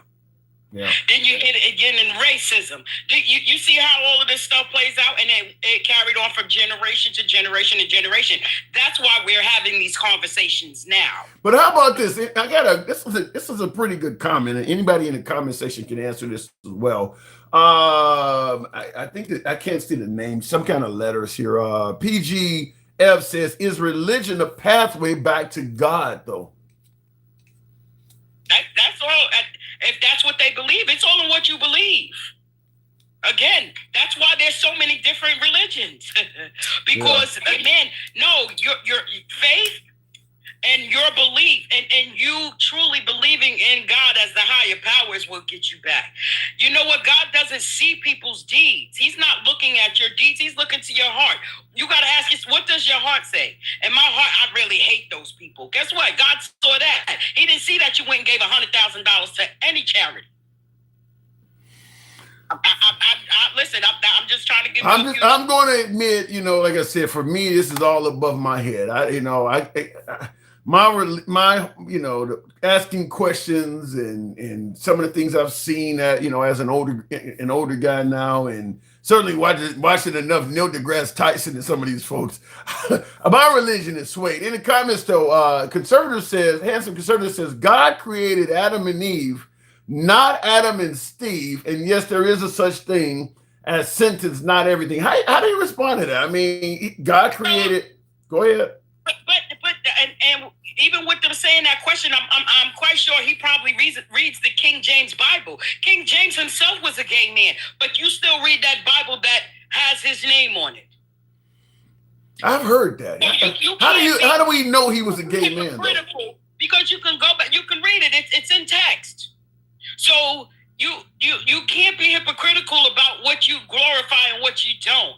Y'all praise Trump, and they said thou should not commit adultery. He cheated on every one of his wives, and y'all still elected him to be your leader. Well, but you're right about Trump, but I explained Trump because I seen somebody else in the comments said, Billy Webb said, there's nothing Christian about Trump. I've said my explanation of Trump is simple. Mankind is flawed, and the belief is that maybe the deity, maybe God sent us a flawed man to do God's bidding. So even though Trump himself may be personally flawed, a lot of things he is doing are what the evangelical and Christian community wants, such as protecting the sanctity of life. That is something, thanks to Trump, you got 6 Supreme Court justices, and they're in favor of doing that. So yeah, Trump done cheated on a lot of women and things like that. But thanks to him coming, you now have, for the most part, women terminating the life of the unborn has become incredibly difficult because of him. So God sent the flawed man to do his job, is how some folks may view that. If that's the case, we're all flawed. We all sinners in the eyes of God. So that's not a flex. I'm sorry. They need to find something else to talk about when it comes to stuff like that. Stop. You like Cedric just said in there. We didn't elect him to run our country. We elected him to run our country, not be our pastor. Stop invoking God when it comes to people speaking about him. Then you can't have it both ways. Those are the double standards that people go against. You can't have it both ways. But that's what started to happen, though, Mr. Robert. No, I get it. God allows a lot of things to happen. You know why? Let me ask you this: do you think people operate on their free will, Tim? But you have the freedom to do whatever you want to do. You understand what I'm saying? But what would God would God really want separation of church and state, or would He want His rules, His teachings, according to religious people? Would He want His rules and teachings to govern the land, or would He favor separation of church and state? Well, see, and now when you get into those teachings, that a lot of that stuff about what they talk about, God said and all kinds of stuff, that was the Old Testament. Then you know they had to come out with a New Testament where Jesus entered into there because the people were running so rapid and they weren't listening to any of the rules, and he had to do a whole like reset. You understand what I'm saying? So you would say yes, that if he was bipartisan and showed that he had the care and the interest of everybody.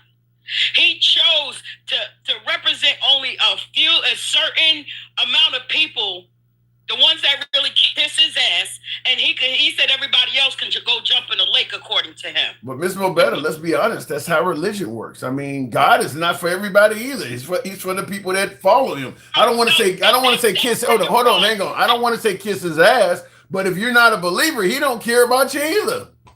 No, that's not true too either. He cares about everybody. But what happens is you have to go back and find him. God didn't never leave. He never left this. If you're not a believer, can you get into heaven? Probably not. All right, so he don't care nothing about you. He ain't doing nothing for you. He ain't doing. You just missed the whole thing I just said. I must have, because that didn't make sense to me. Clear it up for me. So if you don't care about God, like I said, God cares about all his people. So we're here operating on our own will. It's going to take our own willpower to go back and find him, to go back to him and get him to save us from the sin and iniquity and all kinds of stuff that's going on down here. It's not on. Does he have your back if you don't find him? That depends. I don't. Then he is like Trump. Trump's the same way. As long as you find your way back to me, I'll look out for you. No. You just pulled the whole Satan move on that. I'm not going to allow you to do that. I'm sorry. We're not going to do that one way or the other. No. I'm saying that what Trump is... There's nothing other than you thinking somebody putting themselves above God himself that can't be forgiven. Now you putting yourself above God, handling things as if you are above him, that's where the blasphemy is. Yeah. So no, we're not going to do that. Well, we don't want to put anybody above God, but what I'm saying though is what Trump is doing is very God-like. If you look out for me, if you believe in me, look. I'm gonna say some things you may not. Hold on. I'm gonna say some things that may not make sense or it may go against what you think is right. But if you have faith in me, remember I'm playing chess while they're playing checkers. If you have faith in me, I will give you a better country, a better run country. I'll make your life better. That's a smaller version of what God is offering. But how is that working out for him, Tim? How is that working out? It ain't over with yet. He's unaliving people. You understand what I'm saying? And cold blood, I want to say, because then there's no evidence of anything that's happening. So let's not be confused by what he's saying, and do not equal it to anything that God has said, because it's furthest from it. I'm trying to save you here, Tim. I say there's some similarities. I got to move it on, but I see similarities in it. I know you don't mess with religion and all that stuff, but we're not going to do that, Tim. Don't do that. I'm trying not to. Try a little harder. Matter of fact, what you do is change the subject on that. Okay. We'll do that. I appreciate you coming on. Thank you always, Miss Mobetta. Everybody, thank you. All right. I see you on Instagram. I'll go ahead and drop that, but thank you. Oh, yeah. Go ahead. Appreciate it. In the comments, Jackson says a rapist asking women to bury his children anyway. That is who you want to be your leader. Did Trump do that? Who done that? Well, I guess you're talking about in regards to the pro-life debate, because that is what our leaders are saying, is that if you are a victim of sexual assault, they want you to have the baby anyway. So yeah, that is true. I don't know if Trump really believes that though. I think Trump is capitalizing on the value of the evangelical vote. There is no way in hell I believe that if Ivanka was forcibly impregnated, Trump would demand she carry that baby to term. I don't believe that at all. I think he would take her quietly to a clinic and you would never hear about that story again. And he would try to demand and find ways to get the rapist punished to the highest extent of the law. I don't believe Trump would make Ivanka carry a baby to term if she was sexually assaulted. Certainly if it wasn't by somebody white. I absolutely do not. So I don't believe Trump believes that. I think that in some cases Trump is caving to some of his supporters because he has a significant amount of support in the evangelical community. I told you he be pimping the evangelicals ever since he came down the escalator. Yeah, he's pandering to them. This is the same thing they accuse the Democrats of. They say the Democrats are pandering to the African-American community. Well, I absolutely believe Trump is pandering to the evangelical community because does Trump even go to church at all? No, I absolutely believe he's pandering. In the comments, if you choose not to follow Jesus, then he respects your choice. The consequences are your own. Well, that's what Trump is doing. If you choose to be MAGA, he'll look out for you. But if you don't, there's going to be consequences to it. He's kind of doing the same thing. But you did say, absolutely, I am so proud of Donald Trump by getting rid of abortion as far as the Supreme Court goes. Yeah. There's a lot of people, that was their number one issue for voting, is that they wanted to protect the sanctity of the unborn. And Trump, unlike any politician in the past, even Reagan, he gave it to him. That's a huge accomplishment for President Trump on the right.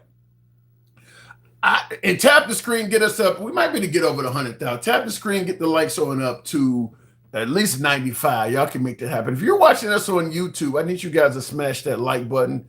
Helps out the algorithm in these troubling media controlling times. So if you're watching us on YouTube, I need you to smash that like button. Do us a solid. If you happen to enjoy this type of programming, feel free to subscribe if you're watching on YouTube as well. If you're watching us live currently on Substack, Instagram, TikTok, or Clapper, give us a follow. By the way, if you want to be a caller, you can come on one of those apps. Unfortunately, YouTube does not allow me to take direct callers. But if you have Substack, Instagram, TikTok, or Clapper, you can come up. And we don't give a damn what your politics are. We don't censor you based on what you have to say. You can be critical of anybody on the program, including me. Our comments go left of Mom Donnie to I'm having dinner with Q. We're a MAGA-friendly program. Your MAGA comments don't get you banned from this program at all. So it doesn't matter what side of the aisle you're coming from. So if you have any of those apps, by the way, the name The Handsome Liberal is the same name across all platforms. So if you got Clapper, Instagram, Substack, TikTok, you want to be a caller, go to one of those.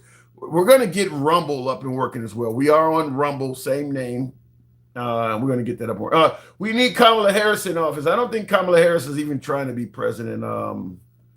What is that name? Something drunky, loser, something. Kamala Harris. I don't think Kamala Harris is going to run again. I don't think Kamala Harris should run again. I just don't. I believe that right now, because of how far we've went to the right, and I think we went too far to the right, I think you got to move back towards the center incrementally. Now, Mom Donnie has proved me wrong in some cases, depending on what locale you're in. But I think nationwide, we got to move back in increments.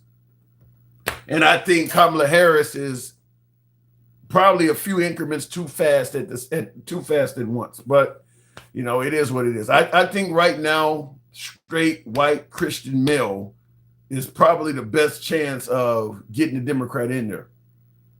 You start putting in minorities or members of the LGBTQ or even black people or people of color, certainly black people. If you're Marco Rubio white, you might be to pull it off. If you're Ted Cruz white, you might be to pull it off. But if you're my color, it's just not going to happen. It's just not going to happen, in my opinion. But Wes Moore is a good candidate. Looking in the comments, Trump has charisma. I hate to tell you, J.D. Vance is going to be the next president. I don't agree with that at all. I do believe Trump has charisma, even though he's not often honest. Look, he is a smooth talker. You ever seen the old sitcom Three's Company with Jack Tripper and Chrissy and Jack? Remember Larry? Remember that character Larry on there? Just a smooth talking ladies' man. Or even Charlie Sheen in later years in 2.5 Men. That's what Trump is to me. He is a smooth talker. He does have charisma, but he's only doing it to get what he wants. He ain't doing it on your best behalf. He's doing it to get what he wants. And when he get what he wants, he don't necessarily care much about you anymore. Larry was a car salesman, alter ego. Yeah, exactly. Or even, what is the guy's name? Bill something. I can't think of his name. He's deceased now. But he was in True Lies with Schwarzenegger and Tom Arnold. And he was a car salesman also. And he was trying to take Jamie Lee Curtis. If you've seen True Lies with Schwarzenegger, Bill something his name was. He's passed on. He's also in the Titanic, Twister, and a bunch of other movies. Aliens. Anyway, looking in the comments, Trump is textbook narcissist. I don't even think MAGA denies that Trump is a narcissist. Yeah, he's a narcissist, but they think he's a narcissist for their team, so it is what it is. He told them, see you in the Hague. Yeah, you're talking about Lindsey Graham says, see you in the Hague. So let me ask you guys, I don't want to do a poll on this because it might cause problems with my algorithm, but I'm going to ask you guys by way of yes or no in the comments. Just type yes or no. Do you believe there's a possibility that Lindsey Graham,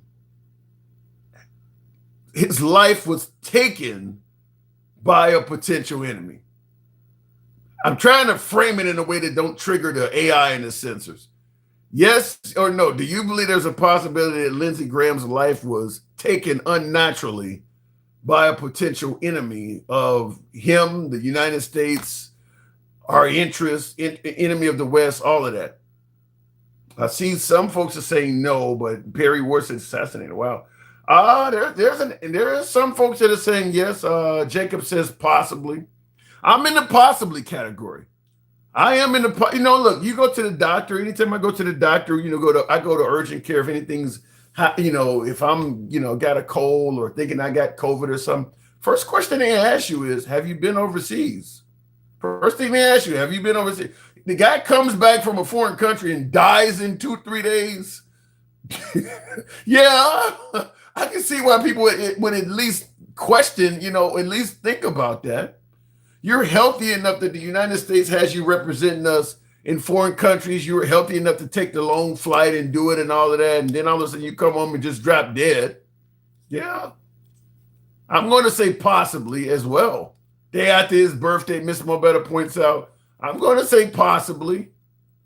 And now, Miss Mobetta, I know you believe that Tyler Robinson didn't do Charlie Kirk as well. So you're even stronger in conspiratorial stuff than I am. But I think the Lindsey Graham one I can entertain more so than trying to exonerate Tyler Robinson. I think Tyler Robinson is guilty. Anyway, going into the comments, MAGA React says even CNN was doing their best not to say it. Well, after what happened to Fox News with Dominion voting machines, I get why a media outlet would not want to do that. And then, of course, with President Trump going after virtually every media outlet that he doesn't like, he's made it so that folks are kind of starting to tiptoe in the media. I mean, he is literally making it. I mean, which is why I keep saying that even though we're not calling Trump a dictator or a fascist or a king wannabe or whatever, what I am openly stating is that if a leader of a democratic elected nation, if a leader of a democracy is what I'm looking for, If a leader of a country that was running as a democracy wanted to turn it into a dictatorship, wanted to turn it into a fascist nation, or the person wanted to be king, you would do a lot of stuff that Trump is currently doing right now. We can have the debate later on whether Trump is trying to become a king, fascist, or dictator. I'm not saying that. That's a different debate. But I'm saying if some leader out there was governing over a democracy and he wanted to turn it into a dictatorship, he wanted to become a fascist, you would do, it would require you do a lot of stuff that Trump is doing. Take control over elections, try to take control over the media. This is try to start getting data on your citizens, shit like that. A lot of stuff he is doing, that's what somebody who was on the path to doing that would do. So when folks say, well, I don't know why you're calling him a fascist or why you're calling him a king, or if he was a fascist, he wouldn't let you be online talking about him. Yeah, you could. In the beginning stages, it'll become more and more difficult to do it. The punishment against you for doing it will certainly start to come out of the woodwork, which it is. It's not as free and fair for people like Kimmel and Conan O'Brien to say what they used to before Trump came along. Now all of a sudden they're getting sued and stuff. It is getting harder to say it. But even Hitler had to start somewhere, and I'm not saying he's Hitler, but what I'm saying is the folks in Germany had a lot of freedoms in the beginning of Hitler's term than they did toward the end. He had to take those steps to get there. He started controlling media and businesses and stuff like that. It didn't happen in the beginning because it was a democracy. He has to slowly inch his way towards it.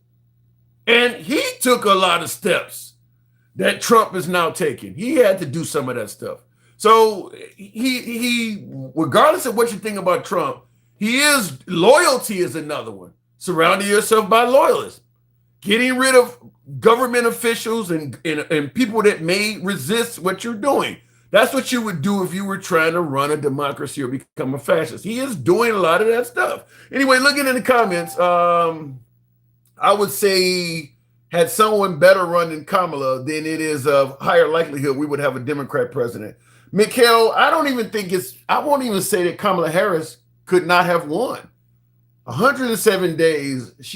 I believe Kamala Harris was not a good candidate for that 107 days. But I will say also, if Kamala Harris had a full year and a half to run or whatever, she could have easily refined that. Imagine Trump right after saying grab him by the pussy. He only had 10 days before the national election. I don't think he would have done anywhere near as well as he did. He had time to come up with wow, who did that? Alter ego. Appreciate the love. Thank you. I think that President Trump had all kinds of controversial shit coming out against him when he was running for president in 16, 20, and 24. But because he had a lot of time, he was able to clear it up, or he had members of his party that could clear it up. Rush Limbaugh could get on TV and say something. Sean Hannity could say something. Melania Trump apparently is the one who suggested what he said was locker room talk, even though she wasn't present at the time. I think even Kamala Harris going on The View and saying she wouldn't do anything different than Joe Biden did, which was a terrible response. If she had another 200 days of campaigning ahead of her, there's all sorts of time to make up something to clear that up. She didn't have a lot of time. So any mistake you make, you're going to be held accountable for it.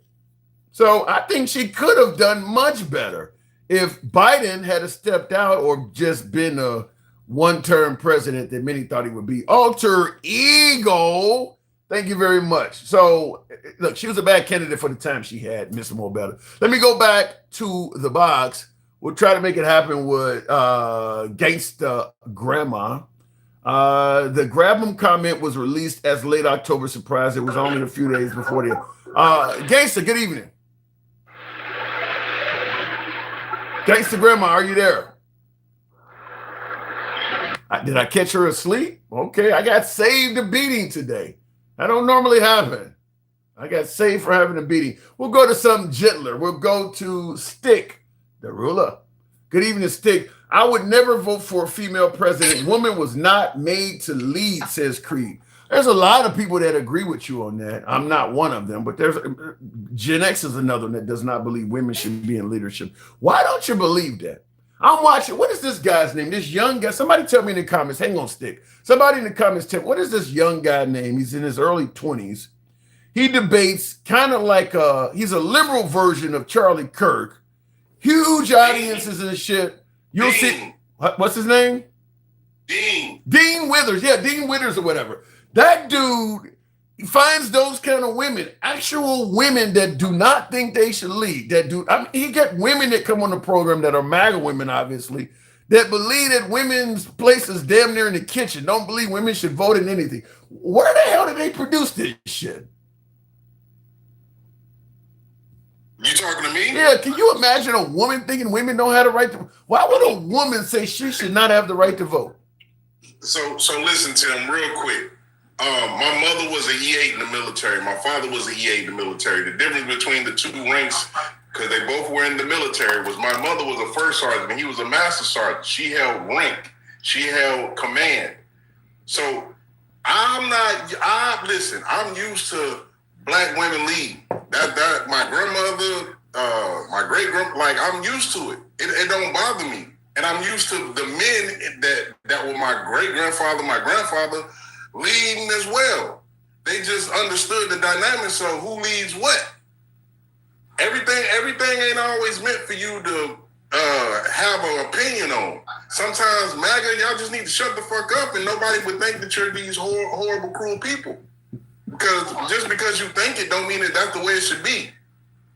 No, I don't get it. I'm often amazed that he finds. I've had a couple of them on the program. I would love to talk to more of these women, but I had a Texas woman that was on the program, and she was MAGA, and she also said women should not have the right to vote. But what do you think if only men can vote? You really think they're gonna be concerned with your issues? Just like when you hear feminists talk. Feminists say that they're for equality, but really they're for, they are for women's rights. They don't care about men. Anything like, for instance, we know in divorce court, in court, family court, men get the shaft. You don't hear feminists speaking out about that. Feminists don't care. Why would if you had a country full of feminists in control, they're going to be working on behalf of women. They're not going to be worried about men's rights. So why would you want all men in control? They're not going to look out for you. I'm going to say it like this, Tim. When it comes down to that court shit, the judges are the one that do the ruling, and most of those judges are men. Yeah. So at the end of the day, apparently it's what they think a man is. Now you got to also realize those judges probably make $100,000 to $200,000, $300,000 a year. So guess what?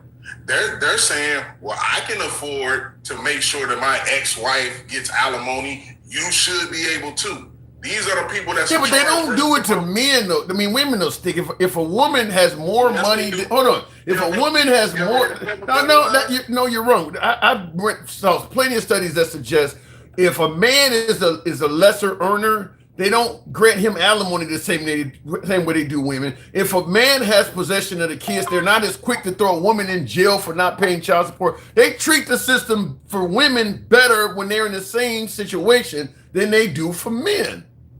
And again, most of those people are men. Yeah, I agree with that part. So what's the woman's part again? What's her fault for? If it's a man doing the ruling and you a man and you the one getting shafted, it sounds like you're getting shafted. Well, it ain't all men though. But you are right. Most of the folks at the bench are men. But I think it's the system as a whole. All of it ain't coming just from judges. Stick. Some of it's coming from like the child support system. Most of that's state related. That's the state going after the judges are rubber stamping the shit, but the state is the one that's demanding these guys go to jail and shit. So how about this? I hear you because I've been in a situation, and so has my cousin. We had a situation where he had 3 of the 4 children. She kept the smaller one. When they went to court, the child support asked how much he was going to pay child support for her keeping the one. He was like, well, hold on. I got 3 of the 4. He got 4 boys. And they was trying to get him to pay child support for that one child that she had versus like he was like, oh no, this is not gonna happen. So again, they reversed it. They looked at it. They understood what he was saying and reversed it. Okay, so since you got one, he got one, and then he got the other 2, you're gonna have to pay child support for those other 2. These 2 are gonna offset each other, but you're gonna have to pay child now to his ex-wife. So it happens. It happens. But you gotta speak up on it. If you that man that's getting shafted, you gotta speak up on it. You just can't sit up there and say okay. If you say okay, that's on you. Well, it ain't just speak up on it. I didn't get shafted. Yeah, it ain't really speak up on it. It's really you gotta hire lawyers and shit. And that's the argument, is that the guy who was on the wrong side of child support got to hire a lawyer when the system is actually operating as the woman's lawyer. You got a lot of women that do very well in child support court with no lawyer at all. The only way the dude usually does well is if he goes out and hires a lawyer. Well, my thing is this. The only thing that you can do when you talk about child support is when you know it's going sour, just start covering your ass. Start keeping receipts. Start showing that you actually are doing what you're supposed to do. If you ain't got no receipts, if you just assuming that she's going to play fair, then you're the dumbass. She's going to go to court. She's going to know that she took $500 cash and tell the judge, you ain't give a shit. That's on you. You should have gave her a $500 money order and told her, all right, we good. And then stamp child support on that, cover your own ass. So again, you got to be a man, not a male. It's a difference. Men move differently than males. Yeah, but there's not. You don't have to be a woman as opposed to a girl. In fact, being a girl might be beneficial for you in the court. Actually, to be honest, the girl part is the one that's lying. But it's still working on her behalf. There's a difference between women and girls too. You know what I mean? And or females, because I said men and males. So I'm gonna say women and females. There's a difference, and the reason there's a difference is because the woman, she's gonna be a woman in the situation. She's gonna say, no, he was a good father. We just ain't getting along. You know what I mean? The female is gonna say he hit me, and it's been going on for. That's another one too. I mentioned family court and I mentioned divorce. That's another. Domestic violence is another one where they treat. Now listen though. I'm only talking for the ones that lie. I'm not talking about for the ones that actually go through it. I'm just talking about for the ones that lie, that try to make the state make you think that you're a bad person. Those are the ones I'm talking about. I'm not talking about the women that's actually I don't even think they gotta lie. I mean, you could be in the middle of a crowded bowling alley. Your woman start beating your ass. People will watch her beat your ass. The minute you hit her back, the whole crowd want to beat you up. I mean, you don't agree with that? Nah, I just know this. Like there's males out here just like me. I'm not gonna just sit by and let nobody hit nobody really. But at the same time, I'm not just gonna be super save anybody, whether it's him or her. Well, I might have to, because listen, the thing of it is, you might have to just stay out the way because they might be the two that like to walk around with matching black eyes. As much as you want to jump in, you know what I'm saying? I agree, though. I agree. That's funny, but I agree. Yeah. It ain't an Ike and Tina situation. It might turn into they jump you as a couple. But I'll tell you, there are YouTube videos. Somebody said, where you been hanging, Tim? There are videos like John Keona's Where Would You Do type videos where they actually will hire some actors and put them in the park. And they'll start out with a guy sitting on the park bench and this girl is cussing him out and hitting all over him and shit. And people are just walking by laughing at the guy getting his ass beat and all. Virtually nobody is trying to help that dude that's getting his ass beat. And then they'll do the same scenario with the guy beating up on the girl that's sitting there. And suddenly everybody want to help the girl that's getting beat. People calling the cops because they don't already made a deal with 911 to let them know we're doing this study. And you're going to get, I mean, everybody is helping the girl getting her ass beat. They're laughing at the dude getting his ass beat. She's hitting him and everything. And they just laugh. That actually, I don't see, you might be one that'll jump in, but that ain't common, Stick. I think. So again, Tim, it's one of those situations where if he's picked her up by her neck, slammed her on the ground, throw it and toss her. He got to do all of that. He's just simply arguing at her or making a threat. No. Arguing ain't no. In the studies they do, he ain't doing all that heavy violence you're talking about. Okay. He's arguing at her. Okay, so if they just sit up there arguing, he ain't put his hands on her, he ain't fake slapped her or nothing. Yeah, I'm finna keep walking. That's their business. An understanding that a man and a woman has is no understanding but their own. Well, that's it. I'm going to tell you, in all of the, and there's plenty of you can easily see on YouTube, but in all the videos, the guy is, pointing at her and giving her tapping his finger on the top of her head and said, in no case is he body slamming or doing anything. This is just two actors and actresses. But in every case, he is indicating that he's threatening and she's acting in a cowering manner, and people are getting involved. And in the opposite scenario, the man is acting in a cowering manner, and the woman is being, maybe just a tap or a little slap, and nobody's doing anything about it. So Tim, this is the thing, and I'm gonna be honest with you, Tim. If I see a man yelling and screaming at a woman, and she's kind of like, oh, but he ain't touched her, maybe she was sucking some dick that she shouldn't have been, and he called her. Like, maybe if it's the reverse, maybe he got caught the next one with pussy, and she was slapping on him, beating him up because he did something wrong. And all of that is none of my business. For whatever reason, you came to the place to eat with him or sit at the park with him so y'all can talk in front of people. He ain't touching you. You ain't touching him. It is what it is. Like that's none of my business. I don't totally disagree with that, because I've said this before. There are a lot of good dudes that are either pushing up daisies or spending a long time in jail for defending the honor of a woman that didn't deserve it. Because anytime there's a battle between a man and a woman, everybody rushes to the woman. You're right, matching black eyes. A lot of stuff you're saying has validity to it. There are a lot of women that lose fights that they actually started, and everybody rushes to the aid of the woman, and in many cases the woman is actually the bad guy. So I don't totally disagree with you, but I'm just simply saying, in most cases, if a woman is being mistreated, people do rush, or if a woman and a man is in a fight, people do rush to the aid of the woman. No, I hear you, and I can somewhat agree with you, Tim.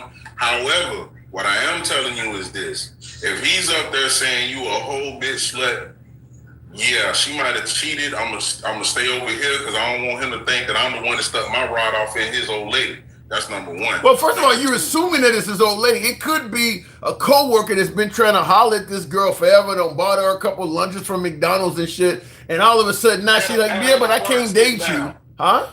At the park sitting down. Yeah. It happens.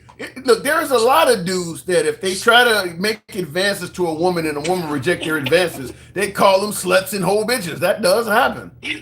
Now you're right on that, but again, that's them being weak. However, again, I don't know the context because I'm on the outside looking in. If I'm around and I'm around for a minute, but not once have I seen him touch her, that's their business. That's a fair point. I'm not gonna get involved. That's their business. I don't know what they're arguing about. I don't know if he is a co-worker. I don't know if he's her man or husband. I don't know shit. So I'm gonna do what I tell MAGA. I'm gonna stay in my lane, stay out their motherfucking business, and I'm gonna keep going about mine. Just long as when I look back, you ain't give cold cocking her in her face. Yeah, I'm gonna keep going. It's not my motherfucking business. I'm gonna stay out of it.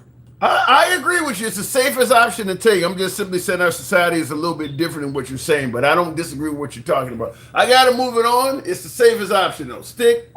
Real quick. We didn't even get on the man in the back there, how the Grim Reaper done slept. I give you a minute. Holler at me. Yeah. Okay, we got Lindsey Graham. Then we got old boy, he in the shadows, or probably in the Netherlands himself, or the underworld himself.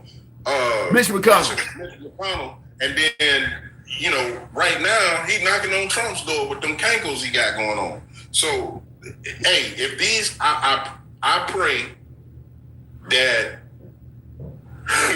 nah, I ain't gonna do that.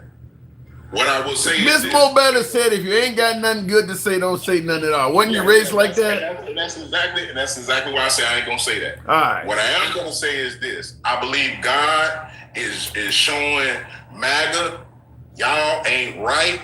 Y'all are not Christians. And y'all need to shut the fuck up and go home. And if you want to be a Christian, actually go to church and learn something. Mag ain't hearing none of that shit. Stick, I gotta go. Thank you very much. Appreciate it. Looking in the comments, they do say go in threes. Well, who would be the other two? If you go in threes, with Lindsey Graham being one of the three, I mean, I guess it's a high likelihood that Mitch McConnell's number two. Who would be three? Who would be number three? In the comments, we love you. What does that say? We love you, baby girl. Your points were very valid. This very interesting. Okay, I don't know what you're talking about in the comments here, but let me get my spectacles on. Who Donald? So what are you saying? If you go in threes, it's going to be Lindsey Graham, Mitch McConnell, and Donald Trump. Does Trump come across like he's gonna drop dead in 2 years? If Trump leaves, it's absolutely going to be viewed as some sort of conspiratorial. I don't care if Trump lives to be as old as Betty White, and she was, 99, almost 100 years old when she died. No matter when Trump leaves, somebody going to say somebody got to him. It's good. He just was born out of conspiracy. Trump was literally born out of conspiracy. So whenever he goes, people are going to say that, somebody has something to do with it. It ain't going to be viewed as natural causes. I mean, the guy, I don't know anybody who's probably made more enemies in the White House than Trump. So if there is somebody that, people have a reason to take out, it is him. You see Iran with these big, huge, these Billy Wap says, so be it. You see Iran had these big, huge things they're making that says, kill the guy and all this shit, and they're putting them up around their country. What happened there? They were going to see us as liberators. Bullshit on that, huh? Obviously, the Iranians do not see us as liberators. They're coming out publicly and saying, we intend to take your life. Trump is also obsessed with other strongmen, says the Nardy boy. Thank you for your support. And you are correct. I mean, he's like, well, I won't even just say strongmen. Trump is obsessed with people who are not leaders of democracies. Most of the people you hear Trump speaking favorably of, their country is not a democracy. I mean, it just is. When it comes to other world leaders, I mean, he ain't saying great shit about the prime minister of France. He's talking about folks like Viktor Orban, the former guy of Hungary, or obviously Putin. He said a lot of positive things about Xi Jinping. He said positive stuff about Kim Jong-un. He even tried to stop Brazil from prosecuting the guy who was trying to stage a coup down there. Most of the people that Trump speaks favorably of, they are those type of people. There's no denying that. They are them type of people. Lindsey Graham had a heart attack. He passed away, rest in peace. That's what they're saying. It was a cardiac event.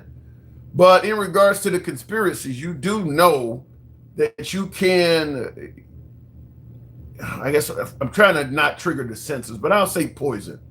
You can poison someone and cause that. And not immediately. You can get there are things you can put into a person's system that causes that after a period of time. A few days later.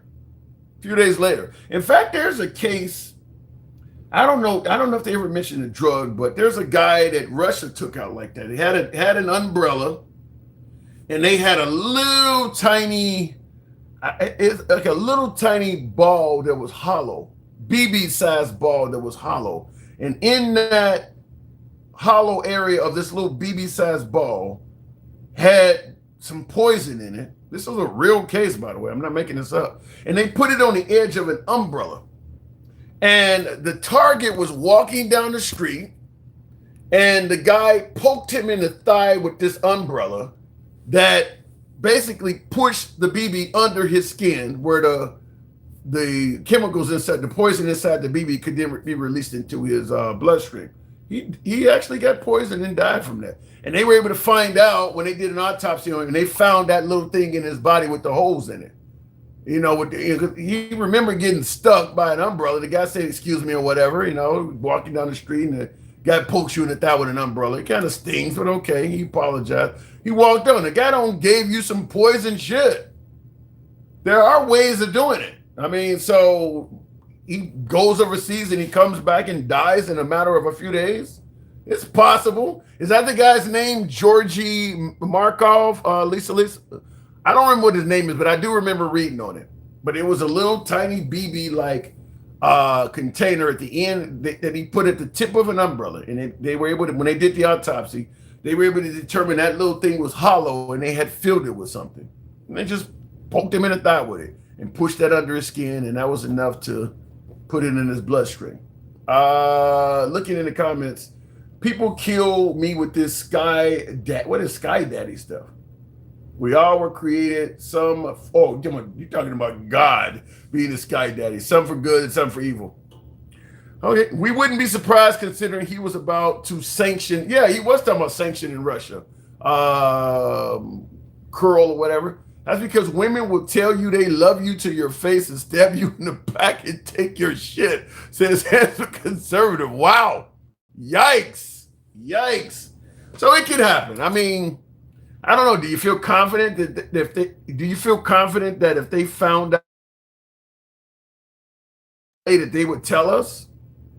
Would the Trump administration let us know if high-level officials from an adversarial government was able to take out one of our heads of state? You think they would let us know?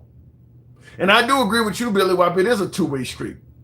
But shit, look what we did in Iran. We took out the entire leadership of Iran. I mean, we're killing you out in the open. We're not even doing it now. The Mossad and all them do backdoor shit with exploding pagers and shit like that. But America, because nobody can really get to us, so to speak, we're killing people out in the open. I mean, Trump sent in special ops and took out Maduro. We've done it with, heads of cartel, Noriega and all. I mean, we're doing it out in the open. We do our shit out in the open. I'm assuming we probably poisoned some people behind the scenes too, but we kind of doing it out in the open. It's kind of what you gonna do about it? You can't really fuck with us. Yeah, we killed them, so what? I mean, we took out the heads of state in Iran. We're responsible for Gaddafi, Saddam Hussein. We've killed a lot of heads of state in America. All of them dudes are dead because of us. I mean, and I think back during the Ford administration, we were part to a treaty or some kind of law that you're not supposed to kill heads of state. America kills a lot of people. We killed a lot of heads of state. Anyway, looking in the comments, bro, you need to chill. Why do I need to chill, Sam Smith? You make good music, by the way. Let me know why I need to chill. God didn't create, I saw that already. Trump rules, third term president protesters are treasonous. King Donald Trump rules. You really think Trump could be a viable leader up to the age of 87 though? Even if you like Trump, even if you think he's doing great stuff by the way of this country, you think he's going to be you think he could take office in 2028 at the age of 83 and be a decent president up to the age of 87? An age where a majority of human beings don't even live to. I agree with you in the comments, Mikhail Gorba. I agree with you, kind of like what Adrian said in Rocky. He can't win. I don't think Trump would win a third term. I don't think his performance, if he had ran on what he campaigned on, maybe. I think Trump has lost too many MAGA to win a third term. I don't think he could win. He hasn't been a decent man in all these years. What makes you think he would change? Fair enough. Trump is not a smooth talker. He's a spin doctor, magician, a wizard, says Adrian. Well, all of those are kind of synonyms depending on who you ask. Anyhow, folks, I'll leave it at that. Some of you guys started getting low on the tapping, so we'll stop it at this. I appreciate the 108,000. We have lost Lindsey Graham, as I said earlier in the program. I don't know what this is going to mean for the Democrat Party, other than the Republicans have lost a really experienced senator, but he's going to be replaced by another Republican. They're not going to replace Lindsey Graham with a liberal. He'll be replaced by another Republican. So Mitch McConnell is probably the best chance of a Senate seat going blue that was red. Now, Maine and some of these other states, we can certainly talk about that, are in play. The Democrats really do have a chance of taking the Senate. they do have a chance of taking the Senate. If, and I put emphasis on this, if Trump doesn't do something behind the scenes to stop it. If. Other than that, we'll see what happens. Less than 4 months to go. It's your boy Tim, the handsome liberal. You guys have a wonderful Sunday. I'll catch you guys tomorrow. Thank you. If you're watching us on YouTube, Instagram, TikTok, or Substack, subscribe to the program. See you later. Have a good night.